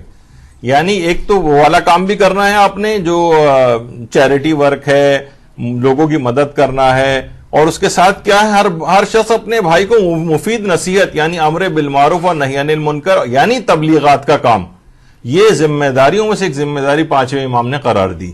یہ اپنی خدمت گزار بننے کے لیے آپ کو یہ والے کام کرنے پڑیں گے، یعنی خدمت خلق بھی کرنی ہے اور تبلیغ دین بھی کرنی ہے. پانچویں امام کی حدیث کے اندر اس ذمہ داریوں کا ایک خلاصہ بیان کیا گیا ہے. تو دیکھیے اپنے دل سے، اپنے قول اور فعل سے امام زمانہ کی خدمت کیجیے، یعنی دل سے بھی، اپنے قول سے بھی، اپنے فعل سے بھی. مثلا ایک تو یہ کہ مثلا اپنے بچوں کے نام، اپنے اداروں کے نام، کوئی چیز کو قائم کریں آپ، اس کا نام امام زمانہ کے نام پر یا ان کے القاب پر رکھیں. اس سے ہر وقت ان کی ایک یاد قائم ہوگی. اور الحمدللہ ہمارا اپنا مدرسہ مدرسۃ القائم امام ہی کے اس لقب سے موسوم اس کو کیا گیا ہے، تاکہ ہر وقت یعنی نام کا ذکر کرنے سے ان کی شخصیت ہر وقت ہماری آنکھوں کے سامنے اور ہمارے دل میں رہے. دیکھیے اپنی صلاحیت اور ذوق اور امکانات کو دیکھتے ہوئے خدمت کا تعین کیجیے. آپ میں کیا صلاحیت ہے؟ یعنی ہم یہ بیان کر رہے ہیں کہ امام زمانہ کا خدمت گزار آپ کیسے بنیں گی، تو آپ کے اندر صلاحیت کیا ہے یہ دیکھا جائے گا. آپ کا ذوق کیا ہے، آپ کی پاس پاسبلٹیز کتنی ہیں. مثلا ایک شخص اس کے پاس پاسبلٹیز بہت زیادہ ہیں، مثلا پیسے بھی بہت ہیں اس کے پاس کانٹیکٹس بھی بہت ہیں، اس کے تعلقات بھی لوگوں سے زیادہ ہیں، اس کو زیادہ کام کرنا ہے. یعنی وہ یہ نہیں کر سکتا کہ مثلا بہت زیادہ مال و دولت ہے اس کے پاس اور وہ مثلا کوئی غریب آ گیا تو روزانہ 50 روپے بس صدقہ نکال کے دے رہا ہے. نہیں، تمہارا مقام بڑا ہے، امکانات تمہارے پاس زیادہ ہیں، تمہیں زیادہ بڑا کام کرنا چاہیے. یعنی اپنی جتنی آپ کی صلاحیت ہے، ہر شخص اپنی صلاحیت کو دیکھے کہ میں کیا کر سکتا ہوں. اگر کوئی بھی صلاحیت نہیں ہے تو اول تو بہت مشکل ہے کہ کسی کے پاس کوئی صلاحیت نہ ہو، لیکن پھر اس کے لیے بہت شرم کا مقام ہے کہ کوئی ایک صلاحیت بھی نہیں ہے امام زمانہ کی خدمت کے لیے. کیا تماشبین بننا ہے ان کے ظہور کے بعد؟ کچھ تو ہو کہ بھائی مجھے یہ کام آتا ہے، امام زمانہ کے ظہور کے بعد یہ خدمت مجھے دی جائے گی، میں یہ والا کام کر سکتی ہوں. کوئی تو آپ یعنی مردوں کے حوالے سے الگ بات ہوگی، عورتوں کے حوالے سے الگ بات ہوگی، پھر جس میں جو صلاحیت ہوگی اس کے اعتبار سے ہوگا، جس کا جو ذوق ہوگا. بہت سے لوگ ہیں تبلیغاتی ذوق نہیں ہے لیکن ان کا مثلا خدمت خلق والا ذوق ہے، ان کو وہ والا کام کرنے دیجئے. امکانات جس کے پاس پاسبلٹیز زیادہ اور کم ہیں اس کے مطابق فیصلہ ہوگا. آپ کے پاس کم پاسبلٹی، ابھی اس کی مثالیں دوں گا، کم پاسبلٹیز والے کم لیول کا کام کر لیں، لیکن کچھ تو کریں. بہت چھوٹے کام بھی کر سکتے ہیں، ابھی آگے چل کر مثالیں آئیں گی. دیکھیے امام زمانہ کا محبوب شخص کون ہوتا ہے؟ آقا محمود امجد ایک عالم ہیں جو فرماتے ہیں جو امام زمانہ کا محبوب ہوتا ہے وہ حق پرست ہوتا ہے، خواہش پرست نہیں ہوتا، ہر وقت لوگوں کی مشکلات دور کرنے کی فکر میں رہتا ہے. یعنی امام زمانہ کا جو بھی خدمت گزار ہوگا وہ ہر وقت لوگوں کی خدمت گزاری پر آمادہ رہے گا، ان کی مشکلات کو حل کرنے پر آمادہ رہے گا. اور یہ بھی امام فرماتے ہیں، خود امام زمانہ علیہ الصلوۃ والسلام فرماتے ہیں، اللہم صلی اللہ علیہ وسلم،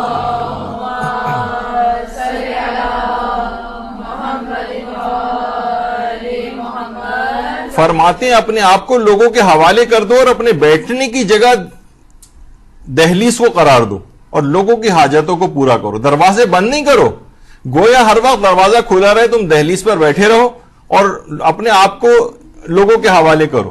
یعنی ایسا نہ ہو کہ تم بالکل اپنی ذمہ داریوں سے دور ہو کر دروازے بند کر کے اپنے چیزوں کو ذخیرہ کر کے اپنے آپ میں مگن ہو کر بیٹھے رہو. خود امام زمانہ علیہ السلام فرماتے ہیں اپنے اس طرح سے کرنا ہے کہ گویا اپنے آپ کو لوگوں کے حوالے کر دینا, اور اس قدر لوگوں کے درمیان میں رہنا ہے اس لحاظ سے کہ اپنے آپ بیٹھنے کی جگہ دہلیز کو قرار دو, لوگوں کی حاجتوں کو پورا کرو. اچھا اب دیکھیے کیا چیز ہو سکتی ہے. مثلا اگر کوئی شخص ہے وہ کہ آپ کسی کے اسکول فیس پے کر سکتی ہیں, کسی بچے کے مثلا مدرسے کی فیس پے کر سکتی ہیں, یعنی کوئی بھی دیکھیے یہ بھی سب کیا ہی سب چیزیں جو ہیں وہ بہرحال انہی طرح سے اس طرح سے چلتے ہیں.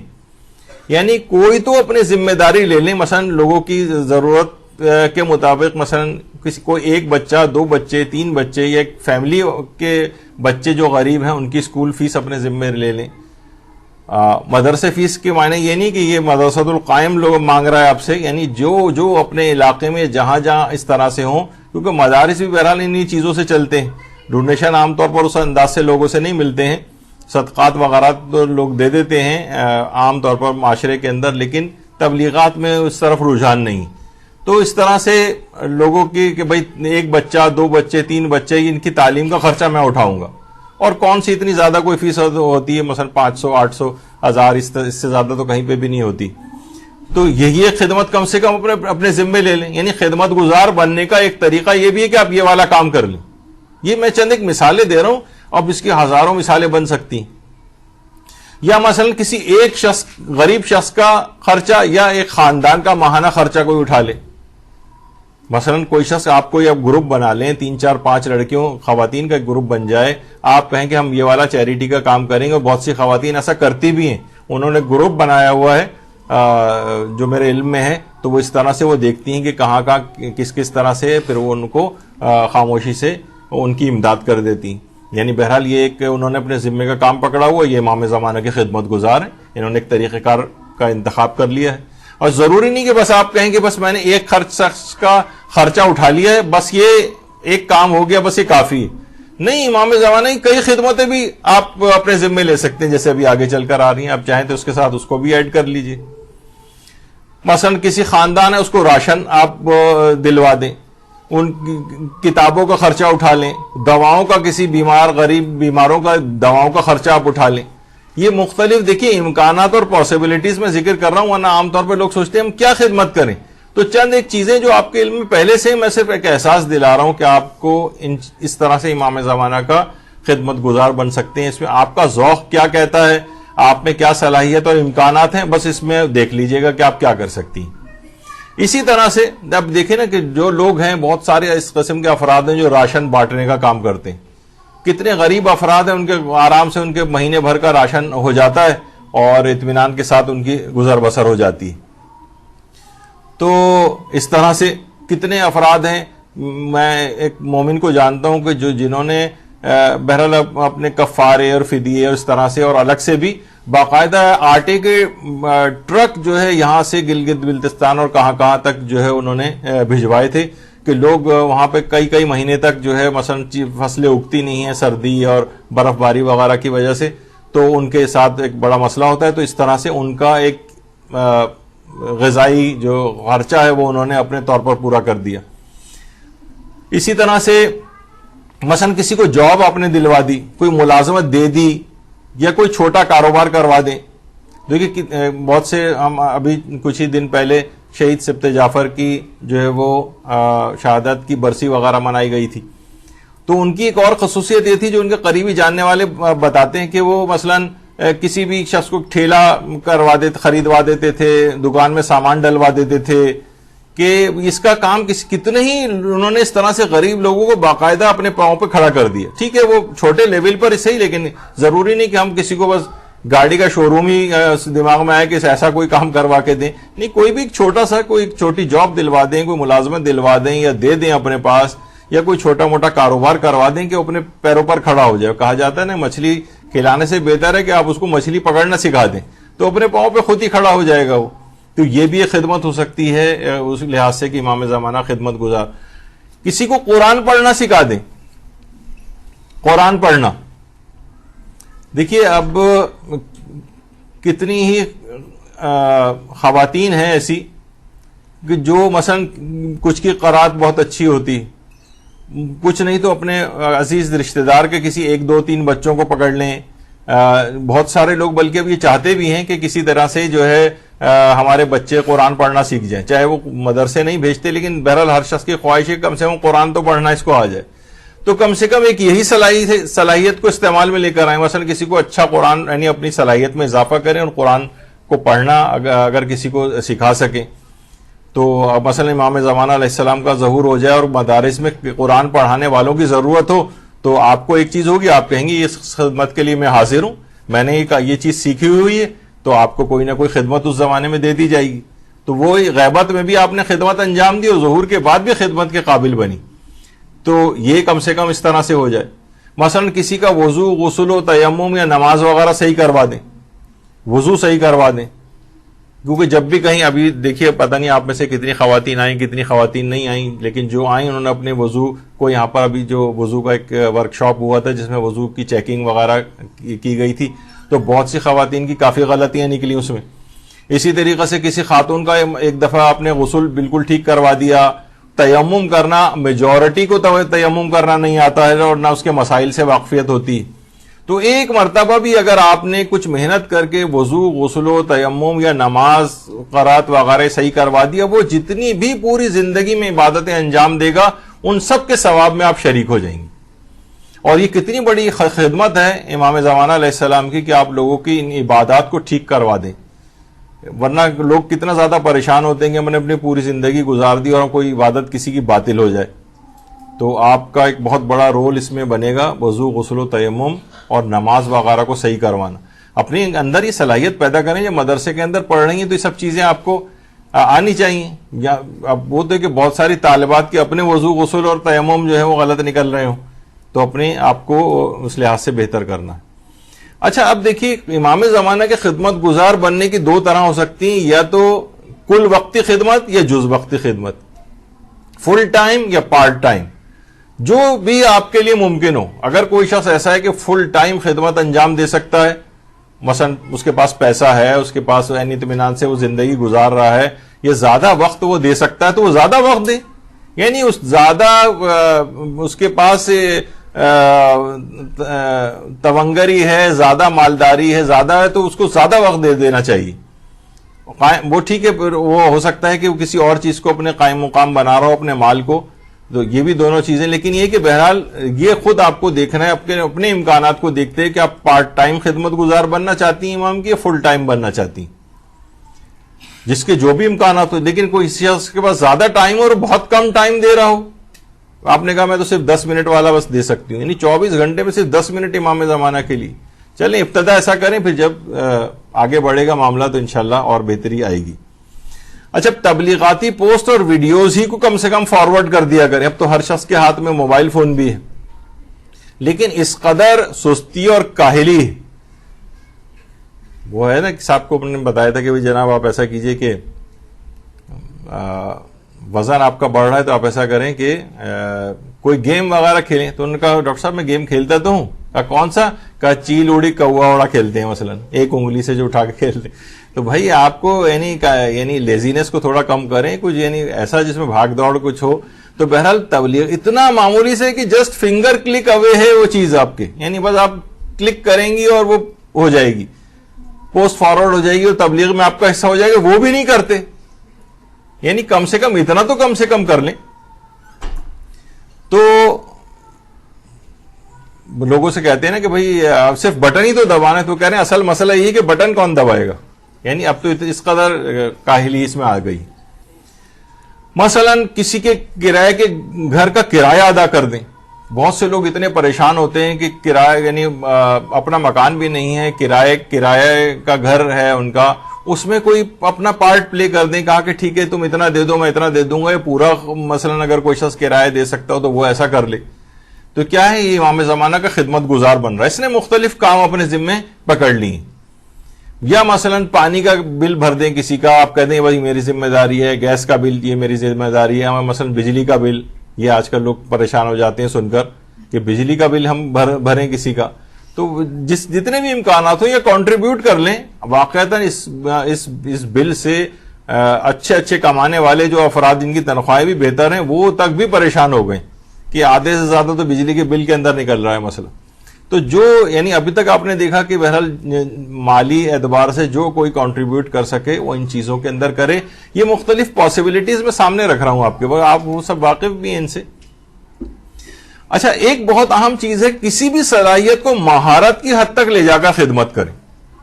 یعنی آپ کے پاس ایکسپرٹیز ہو جائیں، ماہر ہوں. بھائی فلاں ہے تو فلاں خاتون سے جو ہے نا رابطہ کریں. جیسے کہ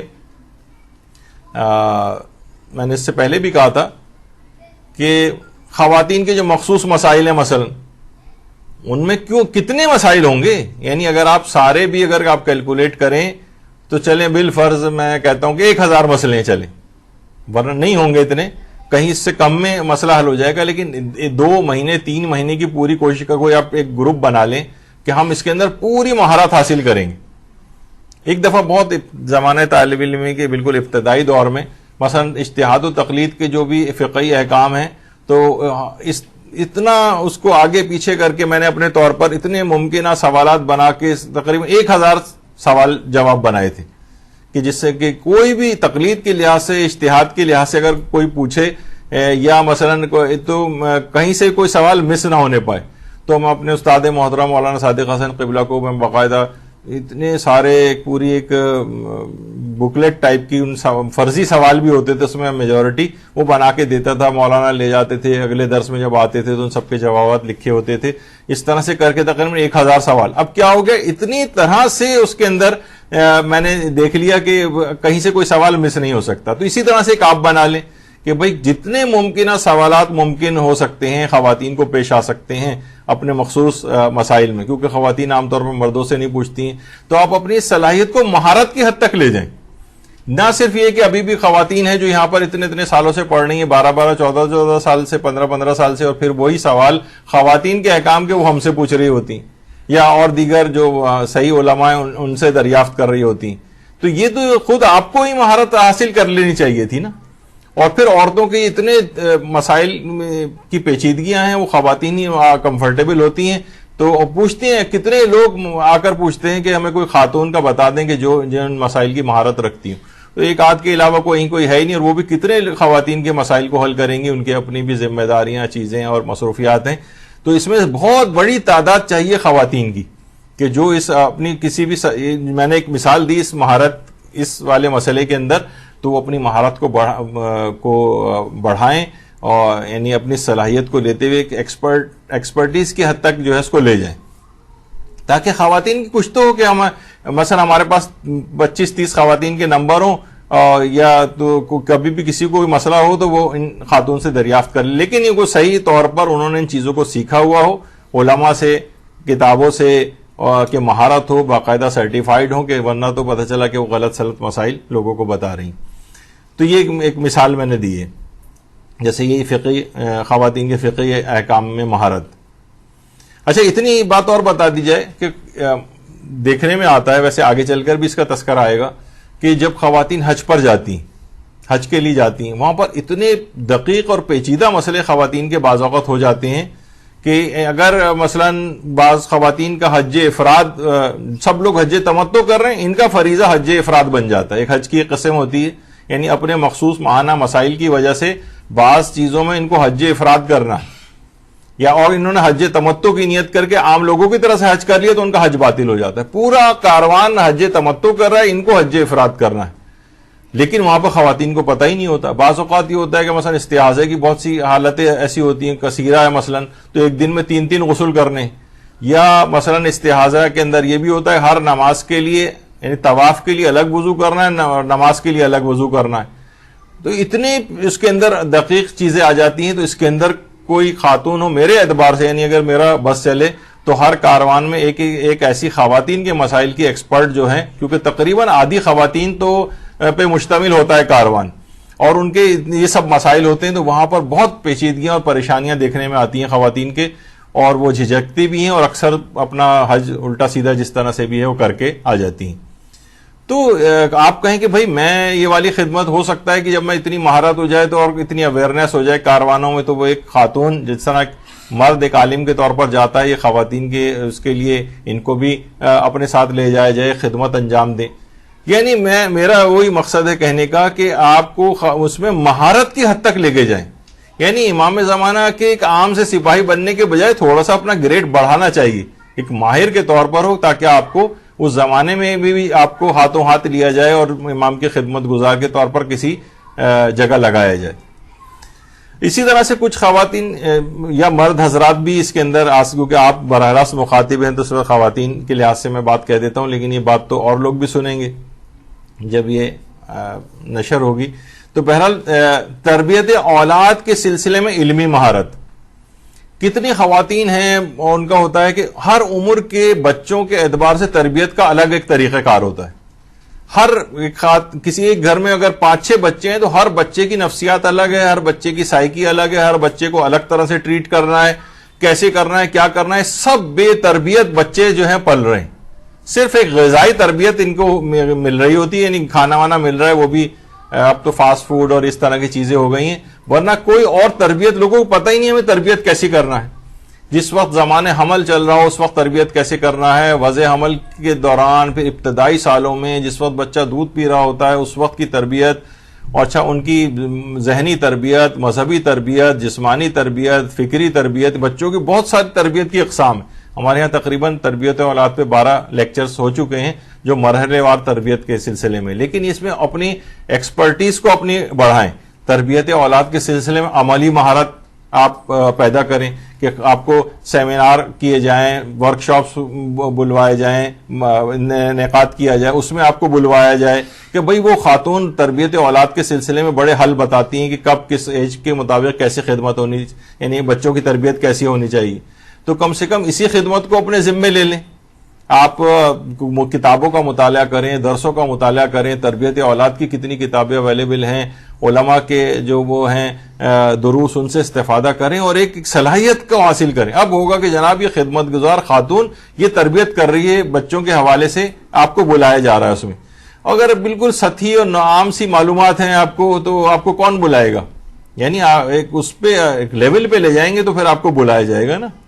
تو اس کے لیے کوئی بہت زیادہ محنت نہیں، کوئی ایک اس کا انتخاب کیجئے اور مشکل سے 6 مہینے بھی نہیں لگیں گے کہ آپ کو بڑا ایک، اور جیسے جیسے آپ اس میں آگے بڑھیں گی تو آپ کو اور چیزیں اپنا علم مطالعہ اور وہ سب بڑھاتی جائیں معلومات کو، تو اور زیادہ کارآمد بنیں گی. یہ بھی ایک مثال اس کی ہو سکتی ہے. خانگی امور میں مہارت، خانگی امور میں مہارت سے مراد یہ کسی آپا کی پٹاری ہے اس طرح کی چیزیں نہیں کہ کھانے پکانے، وہ تو سبھی کھانے پکانے وغیرہ کر لیتے ہیں.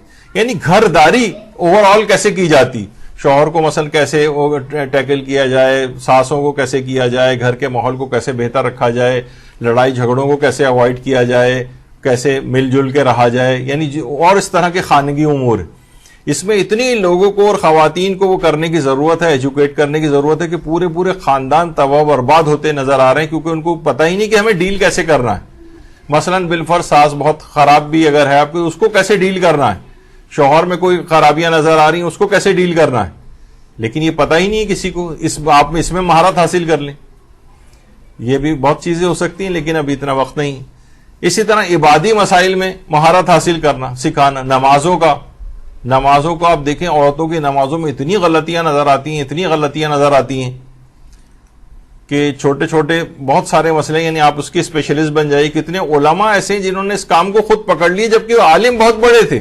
میں نے ایک دفعہ ذکر کیا تھا نا، ایک عالم تھے کہ جو کہ صرف انہوں نے وضو اور یہ نماز کو ٹھیک کرنے کا، ایک گاؤں میں جاتے تھے، پورے گاؤں کا وضو ٹھیک کرواتے تھے، نماز ٹھیک کرواتے تھے، اگلے گاؤں چلے جاتے تھے، جبکہ وہ علم میں بہت بڑے مقام پر فائز تھے. لیکن انہوں نے یہ کام بظاہر آپ کہیں گے یہ کوئی چھوٹا کام تو نہیں ہے، لیکن یہ کہ بظاہر چھوٹا ہے کہ بس صرف وضو ٹھیک کرائے اور نماز ٹھیک کرے، ارے اتنا بڑا کام اس شخص نے کر دیا. تو آپ عبادی مسائل میں مہارت حاصل کر لیجئے. یہ آپ کے سامنے ایک آپشن ہے. وہ میں مختلف قسم کے ذوق آپ کے سامنے رکھ رہا ہوں، اب آپ کا جو بھی ہو آپ دیکھ لیں کہ کون سا آپ کر سکتی ہیں. اس میں کاؤنسلنگ، لڑائی جھگڑے جو ہو رہے ہوتے ہیں، کتنے لوگ ہیں یعنی خاندان، اب کیونکہ دیکھیے خاندان ہی میں سے کوئی آدمی اگر بیچ بچاؤ کے لیے آتا ہے تو وہ کہیں نہ کہیں پارٹی بن جاتا ہے کہ جناب یہ تو ان کے حمایتی ہیں، تو اس خاندان والے ہیں، تو یہ ہے وہ ہے. اب وہ بیچارہ اپنے طور پر کتنا ہی میل ملاپ کی کوشش کرے لیکن اس پہ چھاپ لگ جاتی ہے کہ تو انہی کی بات کرے گا کیونکہ ان کا رشتہ دار ہے مثلا. اچھا, اب کاؤنسلنگ میں کوئی تھرڈ پرسن, کوئی باہر سے کوئی آدمی جو اس میں وہ مہارت اس کی ہو جائے, یعنی ابھی کچھ ہی عرصے پہلے شاید اگست 2020 میں آیت اللہ محمد علی تسخیری کا انتقال ہوا. تو یہاں پر پاکستان میں بھی کچھ افراد جو شوہر و بیوی وغیرہ میں اختلافات آپس میں ہو جاتے تھے, تو آیت اللہ تسخیری نے اپنے کچھ شاگردوں کو اپوائنٹ کیا ہوا تھا کہ جو ایران سے فون کر کے کاؤنسلنگ کرتے تھے. کاؤنسلنگ ایران سے, یعنی ایران سے فون یہاں کرنا, کتنے اس کے خراجات اور وہ سب کچھ ہوتے ہوں گے, اور بعض اوقات 1-1 گھنٹے 1.5 گھنٹے تک کاؤنسلنگ, اور اس طرح سے انہوں نے کئی مہینوں تک کی, بلکہ سال 1.5 سال تک بھی کاؤنسلنگ کی ہے اور پھر اس خاندان کے مسئلے کو حل کر دیا. بعض اوقات اتنا نہیں بھی ہوتا, لیکن بہت سے پیچیدہ کیسز میں زیادہ دنوں تک سمجھانے کی ضرورت ہوتی. تو یہ خود ہی ایک مہارت والی چیز ہے. یعنی اگر آپ کوئی شخص ہو, میرے اپنے ایک دوست ہیں, وہ اس قسم کا کام انہوں نے کرنا شروع کیا اور اپنے طور پر بہت ہی خوش اور مطمئن ہے. کتنے گھروں کو انہوں نے ٹوٹنے سے بچا لیا ہے, کتنی طلاقوں کو جو ہے ہونے سے بچا لیا ہے, کیونکہ وہ ایک نیوٹرل ٹائپ کا آدمی ہے, تو اس کی بات دونوں طرف کے لوگ سنتے ہیں. کوئی خاندانی کوئی بزرگ یا وہ ہوتا ہے تو وہ فریق بن جاتا ہے یا شاید بیجا حمایت کرتا ہے, تو اس کی بات کا وہ اثر نہیں ہوتا بنسبت اس کے کہ کوئی. تو آپ میں سے کوئی ہو جو اس قسم کے ذوق رکھتی ہو کہ میں کاؤنسلنگ والا جو کام کروں گی, تو وہ والا کام کیجیے آپ, خدمت گزار امام بننے کے لیے. کوئی علمی طور پر آگے بڑھنا چاہتا ہے, بہت سے طالب علم ہوتے ہیں کہ وہ علمی طور پر تیزی کے ساتھ سفر طے کرتے ہیں, یعنی علمی لحاظ سے اپنے آپ کو آگے بڑھاتے ہیں. کسی کی سپیچ بہت اچھی ہے, تقریر بہت اچھی ہے, کیونکہ دیکھیے تقریر کا بھی بہت زبردست قسم کا فن ہے تبلیغ کے اندر. آپ دیکھتی ہیں نا کہ بہت سے ذاکرین جو ہے وہ کتنی غلط سب باتیں بیان کر رہے ہوتے ہیں, سب نہیں, یعنی جو مشہور ہیں اس انداز میں, تو ان کا کیا ہے, لیکن پھر بھی لوگ کیوں سنتے ہیں, کیونکہ ان کے پاس فن تقریر ہے. اور اس کے مقابلے میں ایک بہت ہی بڑا عالم بھی ہو اور اس کے پاس فن تقریر نہ ہو, تو لوگ اس کی بات کو اتنا نہیں سنتے, اس کے سننے والے بھی کم ہوتے. تو بہرحال ایک تبلیغاتی ٹول تو ہے نا یہ, اچھی تقریر کرنا. تو اچھی تقریر کرنی سیکھنی چاہیے. کسی کی اسپیچ بہت اچھی, آپ دیکھ رہے ہیں یہ بچہ, یہ لڑکی, یہ جوان, یہ اس میں آگے جا سکتا ہے, تو اس پہ خصوصی توجہ دی جائے کہ وہ تبلیغاتی امور کو اپنی اچھی تقریر کے ساتھ زیادہ لوگوں تک, یعنی اس طور پہ میسج پہنچا سکے اور لوگ اس کی طرف زیادہ اٹریکٹ ہوں. اب یہ بھی ایک چیز ہو سکتی ہے کہ اپنی صلاحیت کو آپ اس لحاظ سے پہچانے کہ کس میں کیا صلاحیت. چھوٹے چھوٹے دروس قائم کرنے کا سلسلہ رکھیں. کسی کو ہو کہ دماغ میں کہ جناب گھروں کے اندر چھوٹے چھوٹے پاکٹس کے اندر درس ہوں, یہ والا کام اگر ہو سکے آپ یہ والا کام کر سکیں. چھوٹے دروس, 4 خواتین 5 خواتین, زیادہ کہ بالکل آپ وہ نہ کریں کہ جناب پورا کمرہ بھر جانا چاہیے, نہیں, 4-5 خواتین سے اس کی ابتدا ہو. ہمارے استاد محترم مولانا صادق حسن قبلہ, مجھے یاد ہے کہ جب یہاں حسینی تعبد کمیٹی یا مثلا خدام القرآن وغیرہ کے اندر ان کے درس ہوتے تھے, تو صبح 11 بجے کے قریب وہ درس سٹارٹ ہوتا تھا. میں تقریباً 1-1.5 گھنٹہ بس میں بیٹھ کے جو ہے ان کے درس میں جاتا تھا. شاید جس وقت میں ہوتے تھے وہ تقریر شروع کر دیتے تھے 11 بجے, چاہے ایک آدمی ہی بیٹھا ہو, میں ہی بیٹھا ہوتا تھا اور ایک آدھ مائک لگانے والا آدمی ہوتا تھا, اور پھر تھوڑی دیر بعد پھر لوگ آتے جاتے تھے اور مجمع کچھ ہو جاتا تھا. لیکن ان کو اس بات کی کوئی فکر نہیں ہوتی تھی, ایک آدمی بھی ہے تو وہ اسی پیس میں جس طریقے سے ایک بھرا ہوا مجمع ہے وہ تقریر اپنی گفتگو شروع کر دیتے تھے. تو بہرحال چھوٹے چھوٹے درسوں, پھر وہ خود ہی برکت خدا ڈالے گا, زیادہ لوگ متوجہ ہوں گے تو آنے لگیں گے آپ کے پاس. لیکن آپ اس کی کوئی پرواہ نہ کریں, اپنی ذمہ داری کر دیں ادا. میں اپنے گھر میں چھوٹے درس قائم کروں گی, کسی بھی اچھی خاتون کو گھر میں بلائیں, وہ مسائل بتائیں, احکام بتائیں, گھر میں برکت آئے گی, نورانیت آئے گی, اولادوں کی تربیت ہوگی, لوگ دیکھیں گھر میں اس طرح سے ہو رہا ہے, اور امام زمانہ کی خدمت بھی ہوگی. خدمت گزار بننے کے طریقے بیان ہو رہے ہیں, سب خدمت گزار بننے کے طریقے. کسی کا ذوق یہ ہے مثلا آپ اچھی ذاکرات کی تلاش اور فراہمی, مثلا آپ کتنے لوگ پریشان ہوتے ہیں, کتنے بے شمار فون ہمارے پاس کہاں سے آتے ہیں کہ فلاں شہر میں ایک کوئی ذاکرہ چاہیے جو اچھی تبلیغی مجلس پڑھ سکے. لوگوں کی ہوتی ہے کہ تبلیغات میں ان کا ذوق ہوتا ہے کہ تبلیغ ہونی چاہیے, تو آپ کوئی کسی کا یہ ہو تو باقاعدہ تلاش کرے کہ اچھی ذاکرہ کون سی. یہاں پر بہت سے ایسے ہیں کہ حتیٰ کہ جس زمانے میں حالات بہتر تھے لوگ انڈیا تک جاتے تھے اور وہاں سے ڈھونڈ کے, مثلا ایک صاحب جو عقیل غربی کو آقا یہ علامہ قیل الغربی کو تلاش کر کے لائے تھے. تو بہرحال وہ اس سے پہلے لوگوں کو پتہ نہیں تھا، لیکن وہ گئے اور تلاش کی، اور انہوں نے اس طرح اچھی ذاکرات کی بھی تلاش ہو سکتی، اچھی ذاکرات کی تلاش بھی ہو اور فراہمی بھی ہو. یعنی لوگوں کو بھائی فلاں سے اگر کانٹیکٹ کریں تو ان کے پاس ایک اچھی ذاکرات جو ہے وہ مہیا کر سکتے ہیں، یہ کر سکتی ہیں خاتون. تو آپ جو ہیں یہ والا اگر ذوق ہے تو یہ اس طرح کا کوئی کام پکڑ لیں لوگوں کو، یعنی اس طرح سے آپ جہاں جہاں تبلیغ ہوگی اس میں آپ کا بھی اثر ہو جائے گا. لوگ بہت واقعتاً بہت پریشان ہوتے ہیں. اچھا کیا ہوتا ہے کہ پھر جب کیونکہ مجالس گھر گھر میں ہو رہی ہیں تو ڈیمانڈ بہت زیادہ ہے، اتنی سپلائی کہاں سے لے آئیں، تو اس کے اندر پھر ہر قسم کی کھپ جاتی ہیں.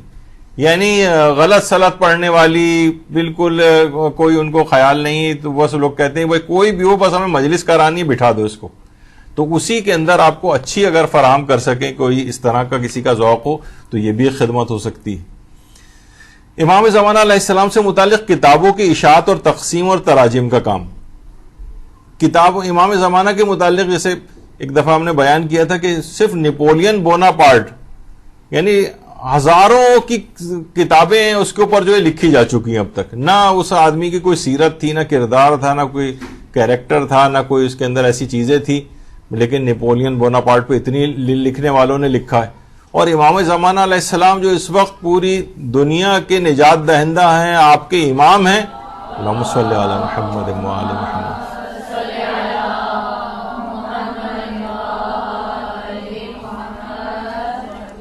تو ان کے متعلق کتابوں کی اشاعت اور تقسیم ہونی چاہیے. ان کی جو کتابیں آلریڈی لکھی جا چکی ہیں ان کے ترجموں کا کام ہونا چاہیے. آپ کہیں بھائی اس کتاب کا ترجمہ میرے ذمے ہے، اس کی کتاب کی پرنٹنگ میرے یا ایک گروپ کے ذمے ہے، جو بھی آپ گروپ بنا لیں کہ بھائی ہم کتاب کی اشاعت امام زمانہ کی خدمت ہو جائے گی نا.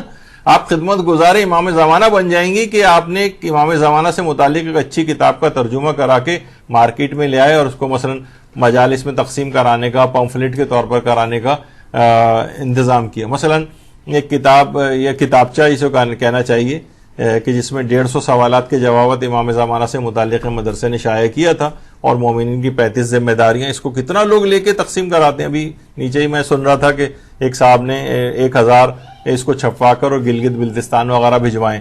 تو اس طرح لوگ یعنی اپنی ذمہ داری بہرحال لوگ اس طرح سے کہ ہم یہ والی خدمت انجام دے دیں، لوگ لیں اور امام کا پیغام ادھر، یہ بھی امام کی خدمت گزاری ہو جائے گی.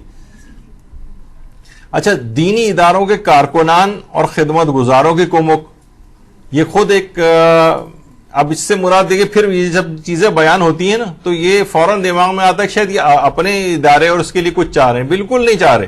یعنی جو آدمی جہاں پر ہے اپنے ارد گرد افراد، ہم دیکھتے ہیں کہ اور جگہوں کی حالت ہم سے بھی زیادہ جو ہے وہ دگرگوں ہو سکتی ہے، تو ان جگہوں کے اوپر یعنی دین کے جو خدمت گزار کارکنان ہیں ان کو بھی تھوڑا اپلفٹ کرنا چاہیے. ان کی بیچارے وہ ویسے ہی غربت کے اندر زندگی گزار رہے ہوتے ہیں اور اسی میں خدمت انجام دے رہے ہوتے ہیں.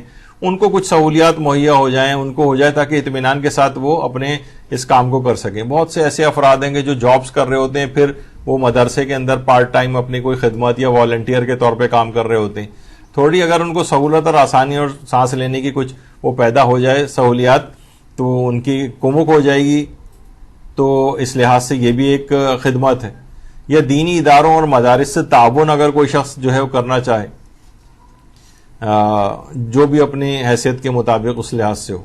بہت سے ایسے ہیں، میں تیزی سے گزر رہا ہوں کیونکہ وقت نہیں ہے، اور کچھ اعمال نیمہ شعبان جو کہ آپ لوگ کل انجام دیں گے، اور کچھ آغا خوئی وغیرہ کے مقلدین وہ آج ہی شب میں انجام دیں گے، تو وہ بھی تھوڑا سا تذکرہ تاکہ ہو جائے. علماء کی تقاریر کے اقتباسات کی اشاعت. دیکھیے پورے مجلسیں اور وہ درس سننے کا بعض اوقات ٹائم نہیں ہوتا ہے.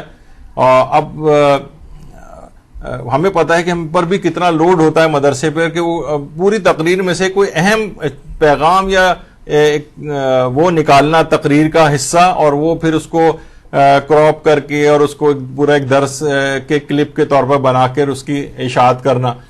تو یہ بہت بڑا کام ہے کہ اس میں سن کے اور اتنا آپ نکالیں کہ بھئی یہاں سے یہاں تک میں یہ بہت اچھا میسیج ہے، اس کو الگ سے نکال کر، یہ بھی ایک بہت بڑا کام ہے. اور اب وہی افراد ہیں لمیٹڈ، ہم اپنے لحاظ سے بات کر رہے ہوتے ہیں، وہی سن رہے ہیں، وہی کراپ کر رہے ہیں، وہی بنا رہے ہیں، وہی اس کو رینڈر کر رہے ہیں, وہی اپلوڈ کر رہے ہیں, یعنی اتنی ساری چیزیں جو ہیں کیسے کر سکتا ہے. اس کے لیے زیادہ افراد اپنا خدمت انجام دیں تو سب کے لیے سہولت ہو جائے گی, سب کو دین کی چیزیں پہنچیں گی. کتنی چیزیں آپ کے پاس بے تحاشا آتی ہیں, آپ اسے سنیں, اس میں سے نکالیں کہ ہاں یہ اسلام کا پیغام بہت اچھا ہے, اس کو میں کراپ کر کے اور اس کا کلپ بنا کے اور میں اس کو وائرل کروں گی یا جو کوئی بھی ہے, تو اس سے لوگ تبلیغ ہوگی. تو یہ بھی ایک خدمت ہو سکتی ہے.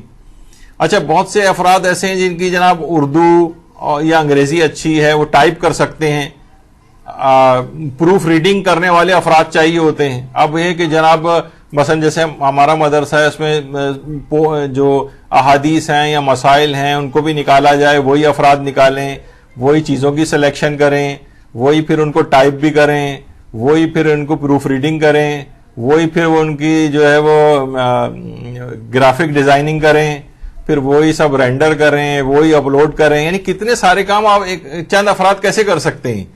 تو آپ میں اگر کوئی خدمت ہو کہ جناب میں بہت اچھی اردو ٹائپنگ میری اچھی آتی ہے, مجھے انگریزی ٹائپنگ میں اچھی کر سکتی ہوں, میں پروف ریڈنگ اچھی کر سکتی ہوں, یہ بھی بہت بڑا کام ہے پروف ریڈنگ. کسی کی اردو انگریزی اچھی ہے تو وہ غلطیاں نکالے, اسپیلنگ مسٹیکس وغیرہ نکالے, یہ سب کچھ کرے. تو یہ آپ کے سامنے ہے. بہت سے آئی ٹی کے اندر کوئی مہارت ہے تو وہ والی خدمت انجام دیں. پیپر بنانا اور چیک کرنا خود بہت بڑا کام ہے یہاں پر.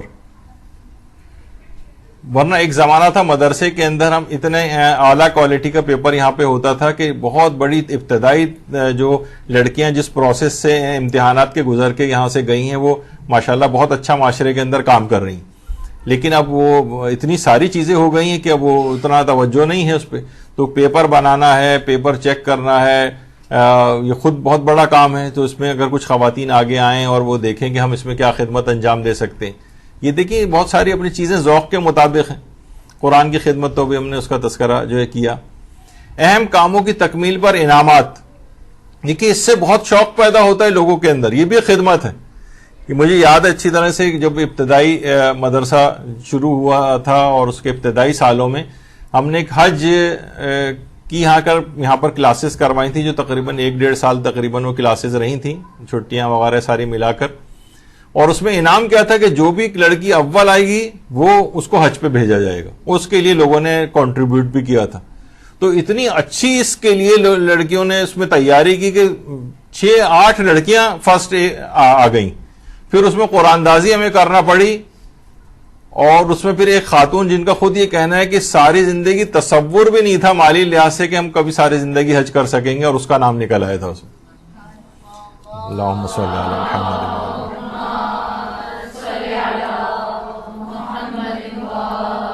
تو مختلف چیزیں مثلا ابھی بھی ہم اناؤنس کرتے ہیں بعض اوقات, لیکن لوگوں کی طرف سے بھی ہونا چاہیے. لوگوں کی اپریسیشن ہی نہیں ہے. فسق و فجور کی کتنی اپریسیشن ٹی وی کے اوپر ہوتی, یہ جناب یہ دیکھیے کتنی زبردست یہ گانے گاتے ہیں, یہ فلاں ان کے کتنے جوہر ہیں, یہ فلاں چیز کرتے ہیں, لیکن کوئی دین کے اعتبار سے اب دیکھیے جیسے حج والی کلاسز ہوئیں اس کے اندر یہ سب کچھ ہوا تو بہت انکریج ہوئی لڑکیاں, اور انہوں نے بہت اچھی مہارت حج کے احکام کے اندر حاصل کی. اسی طریقے سے کوئی بچہ ہے, آپ کہیں گے جو بھی آخری پارہ یاد کرے گا, کوئی شخص یہ کہے کہ بھائی میری طرف سے فلاں انعام رکھا جائے, یا زیارت پہ بھیجا جائے گا اس کو, یا کچھ اس طرح سے کتنا ہوتا ہے. بعض اوقات ہوتے ہیں ٹی وی پہ نعتیہ پروگرام ہوتے ہیں کہ جو بھی ہوگا اسے عمرے پہ بھیجا جائے گا, عمرہ ٹکٹ اور فلاں یہ. تو اس طرح سے بہت ساری چیزیں جو دیگر افراد ہیں وہ اس سلسلے میں آ گیا ہے, تو معاشرے کے اندر نیکیاں نظر آئیں گی بڑھتے ہوئے. یہ بھی امام زمانہ کی خدمت ہے کہ نیکیاں ہوتے ہی نظر نہیں آ رہی, ان کو کوئی اپریشیٹ کرنے والا ہی نہیں ہے. کوئی اگر اچیومنٹ ہو بھی جائے کہ جناب اس کو آخری پارہ یاد ہے تو لوگ بس سن کے گزر جائیں گے, کوئی انعام دینے کو تیار نہیں ہوتا اس کو. خیر, تو اچھا اگر خدمت کا زیادہ وقت نہ ہو تو کسی اور چیز کو اپنا قائم مقام بنا دیں. خدمت کا زیادہ وقت نہ ہو. اول تو دیکھیے امام زمانہ کے لیے خدمت کا وقت نہ ہو, یہ اتنا عجیب سا جملہ مجھے لگ رہا ہے اگر خدمت کا وقت نہ ہو پھر اس زندگی کا فائدہ کیا ہے. لیکن چلیں بالفرض اگر وقت کم ہے آپ کے پاس تو کسی اور چیز کو مثلا مال کو اپنا قائم مقام بنا دیں. اب مثلا میں ایک مثال دے رہا ہوں, اس کو پورا اس طور پر نہیں, بعض اوقات لوگ ایک خاص اینگل سے ہم چیز کو سمجھاتے ہیں تو اسے کہیں اور لے جاتے ہیں. مثلا ایک خاتون کو یہ ہے وہ تبلیغات اور اس کے اندر اس کی صلاحیت بہت زیادہ ہے. اب بجائے کہ گھر کے اندر بس جھاڑو پوچھا کرنے میں اور اس کے اندر بھائی یہ چیزیں تو 4-5 ہزار کی ماسی رکھ کے بھی کام ہو سکتا ہے، لیکن تم اس وقت بڑے کام کر سکتی ہو. یا اب یہ نہیں کہ بہت سی خواتین ہو کہ وہ ملازمائیں بھی رکھ لیں، کام بھی نہ کریں، یا اس کو اپنے لیے کوئی اس کا بنا لیں ایک بہانہ. لیکن میں اس لحاظ سے کہہ رہا ہوں کہ مثلا دیکھیں سسرال والے دیکھیں، گھر والے دیکھیں کہ بھائی اس کے اندر یہ صلاحیت ہے. ٹھیک ہے، یہ آج کل کے زمانے میں اتنی یہ چیزیں گھریلو طور پر کی جا سکتی ہیں، کسی کو ملازمہ رکھا جا سکتا ہے، لیکن یہ والے کام کر سکتی ہے خاتون، تو ٹھیک ہے اس کو تبلیغات میں آگے بڑھاتے ہیں. تو خدمت کا اگر وقت نہیں ہے یا کوئی اور اس طرح سے ہے، اور آپ تو اپنے مال کو قائم مقام بنا دیں. کوئی کہے کہ ٹھیک ہے میں وقت نہیں دے سکتا لیکن میں پیسے دے سکتا ہوں، میں یہ چیز نہیں کر سکتا لیکن میں اپنی فلاں صلاحیت کو استعمال کروا سکتا ہوں. کوئی نہ کوئی چیز کو قائم مقام بنائیں. مثلا جیسے کسی زبان میں مہارت ہو تو اس کو استعمال کریں. مثلا لوگوں کو بڑا فخر ہوتا ہے جناب ہماری انگریزی بہت اچھی، انگریزی اچھی. کتنے لوگ کہتے ہیں بھائی جو آپ کی پوسٹ آتی ہے اس کا انگریزی ترجمہ آپ کروائیں، جو درس ہیں اس میں انگلش سب ٹائٹلز وغیرہ لکھوائیں. کتنے لوگ ہیں جو اردو زبان کو اس طرح سے نہیں جانتے ہیں یا پڑھنا نہیں جانتے ہیں، تو وہ کہتے ہیں کم سے کم اس طرح سے. تو آپ میں اگر یہ صلاحیت ہے تو کیوں اس صلاحیت کو استعمال نہیں کر رہے؟ یعنی اچھا پھر علاقائی زبانیں ہیں، اس میں کوئی مثلا اردو ہوگی تبلیغ یا انگریزی میں ہوگی. علاقہ مثلا پنجابی میں، سرائکی میں، پشتو میں، گجراتی میں، یا کوئی اور جو زبانیں ہیں جو اس کی مہارت رکھتے ہوں اس زبانوں میں ترجمہ کر کے بھی تو کروائیں اس کام کو. یعنی اپنی زبان کی مہارت کو دین کے اندر استعمال کریں. یہ ایک ذوق اگر کسی کا ہے تو اس فیلڈ کے اندر جو ہے وہ آگے آ کے کام کرے. علماء اور دینی طالب علموں کی کمک کرے. کو کہہ کہ جناب جو نجف قوم یا فلاں دینی مدرسہ جو طالب علم پڑھ رہے ہیں اتنوں کا خرچہ مثلا میں اٹھاتا ہوں، اتنے علماء کی کمک میں کرتا ہوں. وہ بیچارے وہاں نماز اجارہ پڑھ رہے ہیں اور اتنے سالوں کی نمازیں پڑھ رہے ہیں، لوگوں کی لے کے اس سے گزارا کر رہے ہیں. اس سے بہتر ہے کہ اپنے ٹائم کو وہ اپنے پڑھائی میں لگائے کہ وہ نماز اجارہ پڑھ کے گزارا کر رہا ہے. تو یہ والی خدمت جو ہے وہ کی جا سکتی ہے. اپنی نعمتوں کو اور اپنے مال کو قائم مقام بنائی. نعمتیں کون سی؟ مثلا آپ کے پاس گاڑی، آپ نے کہا ٹھیک ہے 2 گاڑیاں گھر میں کھڑی ہوئی، ٹھیک ہے یہ گاڑی عالم کو درس کے لیے لانے لے جانے میں استعمال ہوگی. خواتین ہیں، خواتین میں جانتا ہوں ان کو کہ جناب مجلس میں جا رہی ہیں، درس میں جا رہی ہیں، 3-4-5 خواتین اور لیتی ہوئی پک اینڈ ڈراپ والی جو سروس ہے وہ اس طرح سے اپنے ذمے یہ والی خدمت لے لیں. یعنی اپنی نعمت جو آپ کو اللہ نے دی ہوئی ہے اس کو قائم مقام بنائیے. چاہے آپ نہیں بھی ہیں تو آپ ڈرائیور کو دے کے روانہ کر دیں مثلا، یعنی جن کے پاس یہ سہولت ہے کہ وہ دین کے اندر امام زمانہ کی خدمت میں آپ کی نعمت یعنی وہ گاڑی وغیرہ استعمال ہو جائے. 1 سال میں چند شادیاں کرانے کی ذمہ داری آپ لے لیں.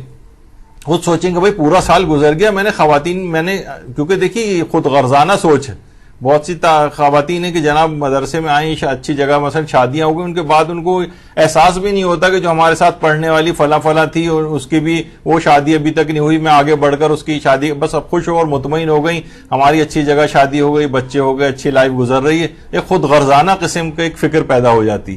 امام زمانہ کا خدمت گزار بننا ہے تو کچھ 1 سال میں چند شادیاں کرنا، کم سے کم یہ ایک شادی کروانے کے لیے ہی بھاگ دوڑ کریں لوگوں کی. لوگ آج کل پڑھتے نہیں ہیں کہ ہم جو ہیں وہ اس میں بدنام ہو جائیں گے، کیا ہو جائے گا. اسی طرح سے مثلا غریب و متوسط افراد کی شادیوں میں کوئی ذمہ داری قبول کر لیں. کتنے لوگ پریشان ہوتے ہیں غریب اور متوسط افراد کے. مثلا آپ کہیں کہ ٹھیک ہے میں شادی میں کھانے کا خرچہ میری طرف سے، یہ لان یا مثلا شادی ہال ہے اس کا رینٹ میری طرف سے، یہ کوئی بھی اس طرح سے کہ جو ضرورت ان کی ہو. آپ دیکھیں کہاں ہوتا ہے ضرورت اس کی، وہاں غریب اور متوسط افراد بھی آج کل متوسط بھی غریب والی کیٹیگری میں تقریباً چلے گئے. یعنی خرچے اتنے زیادہ بڑھ گئے ہیں، واقعتاً لوگ بہت زیادہ پریشان ہیں. البتہ وہ ضرور ہو کہ اسراف وغیرہ کی طرف نہ جائے معاملہ. جیسے میں نے ایک دفعہ پہلے بتایا تھا کہ دفعہ مجھے کسی نے ذمہ داری دی تھی کہ آپ تحقیق کریں، یہ بہت غریب ہیں، ان کا کیس یہاں پر آیا ہو. جب میں وہاں پر گیا تحقیق کے لیے تو پتہ چلا ایک میوزیکل پروگرام گلی میں ٹینٹ لگا کے ہو رہا تھا اسی شادی میں، جس کے لیے چندہ مانگا لوگوں سے جا رہا تھا. تو اس قسم کی بھی چیزوں میں خرچہ نہ ہو. یعنی جو جینون جو خرچے ہیں شادی کے اصلی بالکل اس کے اندر آپ پارٹیسپیٹ کریں غریب اور متوسط افراد کی. یہ ذمہ داری کم سے کم قبول کر لیں. یہاں پر رجحان اس کا نہیں ہے اجتماعی شادیوں وغیرہ کا، جس طریقے سے ایران میں بھی ہوتا ہے کہ ایک ساتھ اس میں خرچہ بھی بہت کم ہوتا ہے. یا مثلا کوئی شخص ہے اس کا ایسا ارینجمنٹ وہ کر لے کہ ایک وقت میں کئی افراد کی وہاں پر شادیاں ہو جائیں اور اس میں رینٹ وینٹ وہ فری کر دے، یعنی مختلف چیزیں ہو سکتی ہیں. یا مثلا گاؤں دیہات میں کنواں یا ٹیوب ویل وغیرہ کی جو ہے فراہمی وہ اگر ہو سکے وہ ہو جائے اس کے اندر. تو کتنے علاقے ایسے ہیں ثواب جاریہ والا کام ہو جائے گا، لوگوں کی ضروریات پوری ہو جائیں گی. البتہ اس کے اندر اس جو دھوکے باز مافیا ہے اس سے بھی آپ کو اویئر رہنا ہے کہ بعض اوقات ایک ہی ٹیوب ویل یا ایک کنواں ہوتا ہے لیکن پوری دنیا میں لے کے وہ 100 ٹیوب ویلوں اور 100 کنووں کے برابر پیسے جمع کر لیتے ہیں اپنے پاس اور دکھانے کے لیے ہوتا ہے کہ جناب ایک کنواں کھدوانا ہے. تو بہرحال لیکن یہ کہ بہرحال ایک خدمت ہی ہو سکتی ہے اگر کوئی شخص یہ کرنا چاہے. اچھا، اسی طرح سے بوڑھے افراد ہیں وہ اپنے تجربات سے فیض پہنچائیں. کتنا ایکسپیرینس بوڑھے افراد کا ہو چکا ہوتا ہے. یہ بوڑھے افراد اگر کاؤنسلنگ کریں، یہ جوانوں کی طرح سے نہیں ہوتا ان کا مسئلہ کہ فوری طور پر اس میں یعنی دوسرے لوگ بھی ان کا احترام کرتے ہیں سفید بالوں کی وجہ سے. یہ اپنے تجربات کو کام میں لے کر آئیں، فیض پہنچائیں لوگوں کو. یہاں کیا ہے کہ بوڑھے افراد عزب معطل بن کے گھر میں پڑے ہوئے ہیں، بہت ہوا تو اپنا نماز و روزہ کر لیا یا بس ٹی وی بیٹھے ہوئے چینل تبدیل کر رہے ہیں خالی. یعنی اپنے کتنے تجربات ہیں ان کے پاس، اتنا ایکسپیرینس ہے، کتنا کام میں لا سکتے ہیں امام زمانہ کے لیے. ملنسار جو خواتین ہیں جو بہت زیادہ خوش اخلاق ملنسار، وہ میچ میکنگ کا کام اپنے ذمے پکڑ لیں.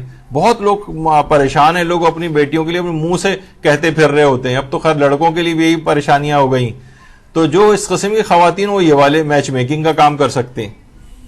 کسی کی زیادہ حیثیت ہو تو کسی غریب فیملی کو خوشحال کر سکتے ہیں، مثلا مکان لے کر دے دیا یا مثلا اتنا ان کو ہو گیا. ورنہ کیا ہوتا ہے ہینڈ ٹو ماؤتھ، جتنی ضرورت ہو اتنا آپ نے دے دی تو ہر وقت وہ ضرورت مند ہی رہے گا. کچھ ایسا اس کے لیے ہو جائے کہ وہ اس کی اگر جس کے لیے ایسے امکانات ہوں، کیونکہ ہم ہر طرح کی چیزیں ڈسکس کر رہے ہیں تو اس میں یہ بھی چیز آ رہی. کیریئر گائیڈنس، کتنے نوجوان سخت پریشان ہیں کہ ہم کس طرف جائیں، کیا کریں، کون سی جاب اس کا انتخاب کریں فیلڈ کا اپنے لیے. جو افراد ہیں جو اس میں ہیلپ کر سکتے ہیں وہ بالکل خاموش بیٹھے ہیں کہ ٹھیک ہے ہمارے بچے اچھی جگہ پہ لگے ہوئے ہیں، ہمارے ہر جگہ ہم سیٹ ہیں. تو دوسروں کے آگے بڑھ کر کوئی کمک ہی نہیں کرتے. کوئی کیریئر گائیڈنس نہیں ہے کہ جوان یعنی وہ سیچوریٹڈ جو فیلڈز ہیں پہلے سے بھری ہوئی ہیں انہی میں دوبارہ بھرتے چلے جا رہے ہیں. کچھ خالی چیزیں وہ بتائیں کہ کہاں کہاں تم جاؤ تو تم زیادہ کامیاب ہو سکتے ہو. اتنا وقت نہیں ہے ورنہ ان سب پہ بہت چیز لی جا سکتی تھی. مدرسہ قائم کریں خواہ ایک کمرے سے کیوں نہ ہو، یہ بھی ایک خدمت. لوگ سوچتے ہیں کہ مدرسہ قائم کرنا ہے تو بہت بڑا سیٹ اپ چاہیے اور بہت اس میں سہولیات چاہیے. نہیں، ایک کمرے سے قائم کریں اور پھر اگر بڑا ہو جائے تو پھر یعنی اس خود بخود وسائل اس میں آپ کے پیدا ہوتے چلے جاتے ہیں. اور کوشش کریں کہ اپنے گھر سے اس کا آغاز کریں. آپ کہیں کوئی بات نہیں کسی اور جگہ جائیں گے تو یہ رینٹ کا خرچہ اور فلاں چیز، میں اپنے گھر سے اس کا آغاز کرتی ہوں. ہفتے میں ایک درس کم سے کم جو ہے وہ رکھوا لیں اور سمجھیں ایک گھر کا اسی کے اندر ہی جو یعنی جس طرح ایک مدرسہ ہوتا ہے بس ایک کمرے سے اس کی ابتدا کریں. انشاءاللہ پھر وسائل خود بخود اخلاص سے کام کریں گے تو سارے وسیلے خود بخود پیدا ہوتے چلے جائیں گے. یہ تو ابھی آپ نے سن لیا کہ خواتین کے حج کے مسائل میں مہارت، اس میں بہت ضرورت ہوتی ہے وہاں پر. میراث کے مسائل میں مہارت، یقین کیجئے کہ کتنی خرابیاں اس مسئلے کے اندر ہیں. کوئی جو افراد ہیں بھی وہ بھی اتنی زیادہ مہارت اس میں نہیں رکھتے. یعنی کوئی ایسے افراد ہوں مردوں میں سے، خواتین ہوں تو وہ بھی کہ میراث کے مسئلوں میں مہارت حاصل کریں تاکہ لوگوں کو صحیح طور پر میراث کی ڈسٹریبیوشن کیسے ہوتی ہے، کیونکہ پیچیدہ مسائل بھی ہیں. لیکن اگر کوئی مہارت حاصل کرنا چاہے تو یہ بہت اچھی خدمت کا اس کے موقع ہے. خواتین حجاب کے مسائل میں مہارت حاصل کریں. اتنے حجاب کے مسئلے ہیں کہ اتنی ورائٹی ہے ان مسائل کی کہ یہاں پر بھی ہم نے جو لیے تھے تو 6-7 گھنٹے کے کم سے کم وہ ہیں، 2-2 گھنٹے کے 3-4 کم سے کم کلاسز ہوئی تھیں. اتنے حجاب کے مسئلے وہ بھی شاید مکمل نہیں تھے. یعنی اگر کوئی اس میں پوری مہارت حاصل کرنا چاہے تو خواتین کے حجاب کے اتنے مسائل ہیں کہ حجابوں کی اقسام، طریقے، یعنی اتنی اس کے اندر چیزیں موجود ہیں. اس میں مہارت حاصل کر لیں. اس میں خدمت کوئی بھی امام کی جو ہے وہ انجام دیں. گھریلو جھگڑوں کو دور کروانے میں اپنا پارٹیسپیٹ کریں، اس میں مہارت حاصل کر لیں. کوشش کریں کہ یہ بھی بہت بڑی امام زمانہ کی خدمت ہے کہ اولاد کو عالم دین بنائیں. عالم دین، دیکھیے یہاں پر کیا ہوتا ہے کہ اچھا پڑھنے والا اس کو آپ کہتے ہیں انجینئر بنائیں گے، ڈاکٹر بنائیں گے، فلاں چیز بنائیں گے اور اس کو اکنامکس کی فیلڈ کے اندر ڈالیں گے. اور جو بالکل کچرا اسٹف ہوتا ہے اس کو کہتے ہیں چلو اس کو مولوی بنا دیتے ہیں کسی مدرسے میں جو کرا دو. تو ظاہر ہے جو اس طرح کی جب را مٹیریل ایسا آپ پرووائڈ کریں گے تو جو پروڈکٹ ہے اس کے اندر بھی پھر اسی طرح کی کجی آپ کو نظر آئے گی. اولاد کو عالم دین بنائیں باقاعدہ, صرف خواہش کی حد تک نہ, اس کے لیے پوری پلاننگ بھی ہوتی ہے. کتنے افراد ایسے میں جانتا ہوں اپنے رشتہ داروں میں جو کہتے تھے ہم پیدا ہوا تھا تو کہ اس کو ہم مجتہد بنائیں گے, اور مجتہد کیا وہ کچھ بھی نہیں بن سکے وہ, کیونکہ اس کے لیے ایسے حالات اور وسائل بھی اختیار کرنے ہوتے ہیں.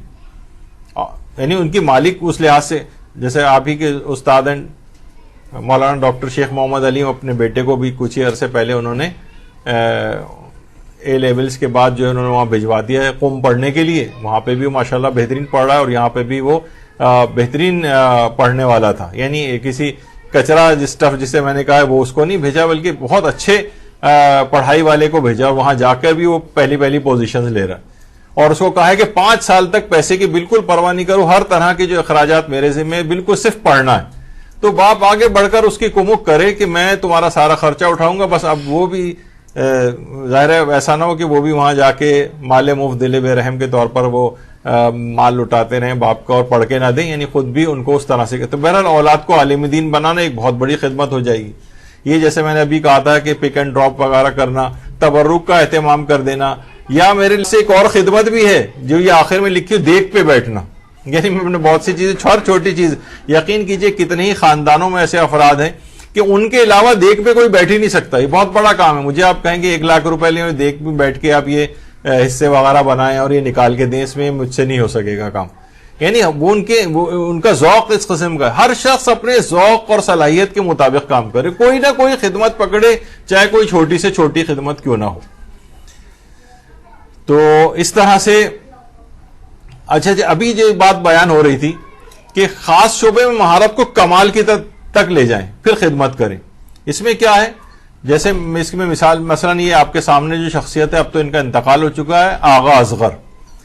یہ شخصیت وہ ہے کہ یہ آپ یقین جانیں کہ اتنی مخلص ترین یہ شخص تھا, ایسی عظیم شخصیت ان کی تھی کہ انہوں نے غسل اور کفن سروس کا وہ کیا تھا, وہ بھی کی تھی مختلف گاؤں دیہات میں جا کر, اور ایسی لاشوں کو غسل دینا اور ان کو کفن پہنانا کہ ان کے خود بتاتے تھے کہ ان کے اپنے خاندان کے اندر اتنی مشکلات ہو گئی تھیں, ان کے بچوں کے رشتوں میں مشکلات ہو گئی تھی کہ اچھا وہ کفن والا بابا ہوبینی بہت منحوس ٹائپ کا معاذ اللہ سمجھا جانے لگا تھا. لیکن یہ خدمت انہوں نے پکڑ لی تھی, سمجھ میں آ گیا تھا کہ اس خدمت پتہ نہیں کتنے ہزاروں انہوں نے اس طرح سے غسل دیے ہیں مردوں کو قربتاً اللہ, کتنے لوگوں کو کفن کا انتظام کیا, ایسی لاشیں اور ٹکڑے ان کو غسل دینا کہ کسی کی بس کا کام نہیں. اچھا خواتین کے سلسلے میں بھی ایسی خدمت ہو سکتی, کتنی یہاں پر جو غسالہ ہیں, غسالہ وہ ایک آدھی کبھی کو بیمار بھی ہو سکتی, کچھ ہو سکتا ہے ان کے ساتھ, کوئی مصروفیت بھی ہو سکتی ہے. تو کیا ہے اگر وہ نہ ہو تو عورتوں کو غسل دینے والے کوئی نہیں, کیونکہ خواتین یہاں پر ان کے اویئرنیس ہی نہیں. یعنی آپ اس میں مہارت حاصل کریں غسل دینے میں, جن خواتین کا ایسا ذوق ہو, کفن پہنانے میں, یہ والی سروس, تاکہ اس طرح سے آپ اپنا نمبر لکھوا دیں, کبھی ایسا مسئلہ ہو تو آپ کو بلوا لیا جائے وہاں سے. تو آغا اصغر نے اس طرح سے اپنی پوری زندگی جو ہے اس کے اندر انہوں نے لگائی, اور ایک امام زمانہ کی خدمت اپنے ذمے پکڑ لی. بچوں کو دیکھیے, بس ختم ہو رہی ہے بات, اور وہ پارٹ پورا رہ گیا کہ شب نیمہ شعبان میں کون کون سے اعمال انجام دینے ہیں. لیکن اس سلسلے میں پہلے بھی جو ہمارے درس ہو چکے ہیں وہ انٹرنیٹ پہ ہیں اویلیبل, وہاں آپ دیکھا جا سکے گا, ان کو بہت وقت نہیں رہا. بچوں تک کو ذمہ داریاں دینے کا ابھی سے آپ عادی بنائیں. اس سے کیا ہے, مثلا جیسے یہی کم سے کم گھر میں بھی اس طرح کی ذمہ داری ہونی چاہیے کہ مثلا یہ چھوٹا بچہ ہے, پانی رکھنا تمہاری ذمہ داری ہے, کھانے سے پہلے ٹیبل لگانا, پلیٹیں اٹھانا, کبھی کبھار برتن دھونا, تھوڑا سا بچہ بڑا ہو گیا ہے, جاؤ گیس کا بل جمع کراؤ, فلاں چیز کو. اسی طرح سے اس کے بعد پھر دینی ذمہ داریاں انہیں دینا شروع کریں. دینی ذمہ داریاں تم ہی اٹھو گے, تم سب کو نماز فجر کے لیے اٹھاؤ گے یا وغیرہ, اس طرح سے کر کے پھر یعنی ذمہ داری قبول کرنا جو ہے یہ بچپن سے ہی ایک اس کی سرشت میں آ جانا چاہیے, ورنہ یہ بڑا ہو کر بھی انتہائی غیر ذمہ دار رہے گا, اور امام زمانہ کی بھی کوئی ذمہ داری قبول نہیں کرے گا. ذمہ داریوں کو اس طرح سے لینے کا عادی, اب اس کا وقت نہیں ہے ورنہ اس میں مزید باتیں بیان کرتا. بہت سے ایسے بھی افراد ہیں جو کہ ٹھیک ہے ہم تقریر نہیں کر سکتے لیکن مثلا LCD کے اوپر درس لگا کے لوگوں کو جمع کر کے اس پر درس سنواتے ہیں اپنے اپنے علاقوں کے اندر. کتنے ایسے لوگ ہیں جن کو میں جانتا ہوں جو کہتے ہیں کہ ہم اس طرح سے درس حاصل کرتے ہیں, یہاں سے لے کے ڈاؤن لوڈ کرتے ہیں, اس کے بعد لوگ اپنے علاقے کے لوگوں کو جمع کر کے درس سنواتے ہیں, پھر تبرک بانٹ دیتے ہیں, الگ سے کسی کا انتظام بھی ہمیں نہیں کرنا پڑتا, موقع کی مناسبت سے ہمیں درس مل جاتے ہیں. یہ بھی خدمت ہے. تو اصل چیز یہ ہے کہ اپنی عمر, جنس, ذوق, قابلیت, صلاحیت اور وقت کی ضرورت کو دیکھتے ہوئے خدمت انجام دیجیے. ہر شخص کر سکتا ہے. میں نے آپ کے سامنے چھوٹی بہت ساری مثالیں بکھری ہوئی جو معاشرے کے اندر ہیں. ابھی بھی اس کے اندر اگر گنجائش اتنی تھی کہ اگر عمر کے لحاظ سے بھی کہ جوان کون سی خدمت انجام دیں تو بوڑھے کون سی خدمات انجام دے سکتے ہیں, تو عورتیں گھر کیسی خدمات انجام دے سکتی ہیں, ورکنگ لیڈی کون سی خدمات انجام دے سکتی ہیں, گھر پہ رہنے والی ہاؤس وائفز کون سی خدمات انجام دے سکتی ہیں. وہ اس طرح سے بھی بات ہو سکتی تھی. لیکن یہ کہ بہرحال اس کا تھیم اور پیغام یہ بنا کہ اپنی عمر کے مطابق, آپ کی عمر کیا ہے, آپ کا یعنی خاتون ہیں یا مرد ہیں, اس اعتبار سے آپ کا ذوق کس کے اندر ہے, کیونکہ جس چیز کا ذوق نہ ہو اس میں آپ زیادہ عرصے کام نہیں کر سکتی. آپ کو خود بھی شوق ہونا چاہیے. آپ میں قابلیت کس چیز کی ہے وہ آپ خود بہتر جانتی ہیں. آپ میں صلاحیت کون سی ہے, پھر صلاحیت ہے بھی تو اس کو کمال تک لے جائیں. اور وقت کی ضرورت کو بھی دیکھیں. بہت سی چیزیں ایسی ہیں کہ جو ڈپلیکیشن آف ورک ہوتا ہے نا, یعنی مکھی پہ مکھی بٹھا دیتے چلے جانا ایک ہی چیز کے اوپر. تو وقت کی ضرورت دیکھیں کہاں کہاں کمی زیادہ ہے, کہیں پہ سیچوریشن آف ورک ہے, کہیں بالکل خالی پڑا ہوا ہے کام. تو آپ دیکھیں کہاں کام کی زیادہ ضرورت ہے, وہاں پر زیادہ اپنی خدمت کو انجام دیں. یہ اختصار کے ساتھ امام زمانہ کی اس طرح سے خدمت گزار بننے کے کچھ چند ایک طریقے آپ کے سامنے ہم نے پیش کیے. یہ عملی اقدامات تھے. ہر شخص اپنی ذوق اور فکر کے مطابق اپنی ذمہ داری کو قبول کرے. انشاءاللہ وہ جب امام زمانہ علیہ السلام کا ظہور ہوگا تو ان کے سامنے سرخرو ہوگا اور امام کی طرف سے کوئی نہ کوئی ذمہ داری اس کو دی جائے گی, اور ظہور کے بعد بھی امام زمانہ کے خدمت گزاروں میں اس کا شمار ہوگا.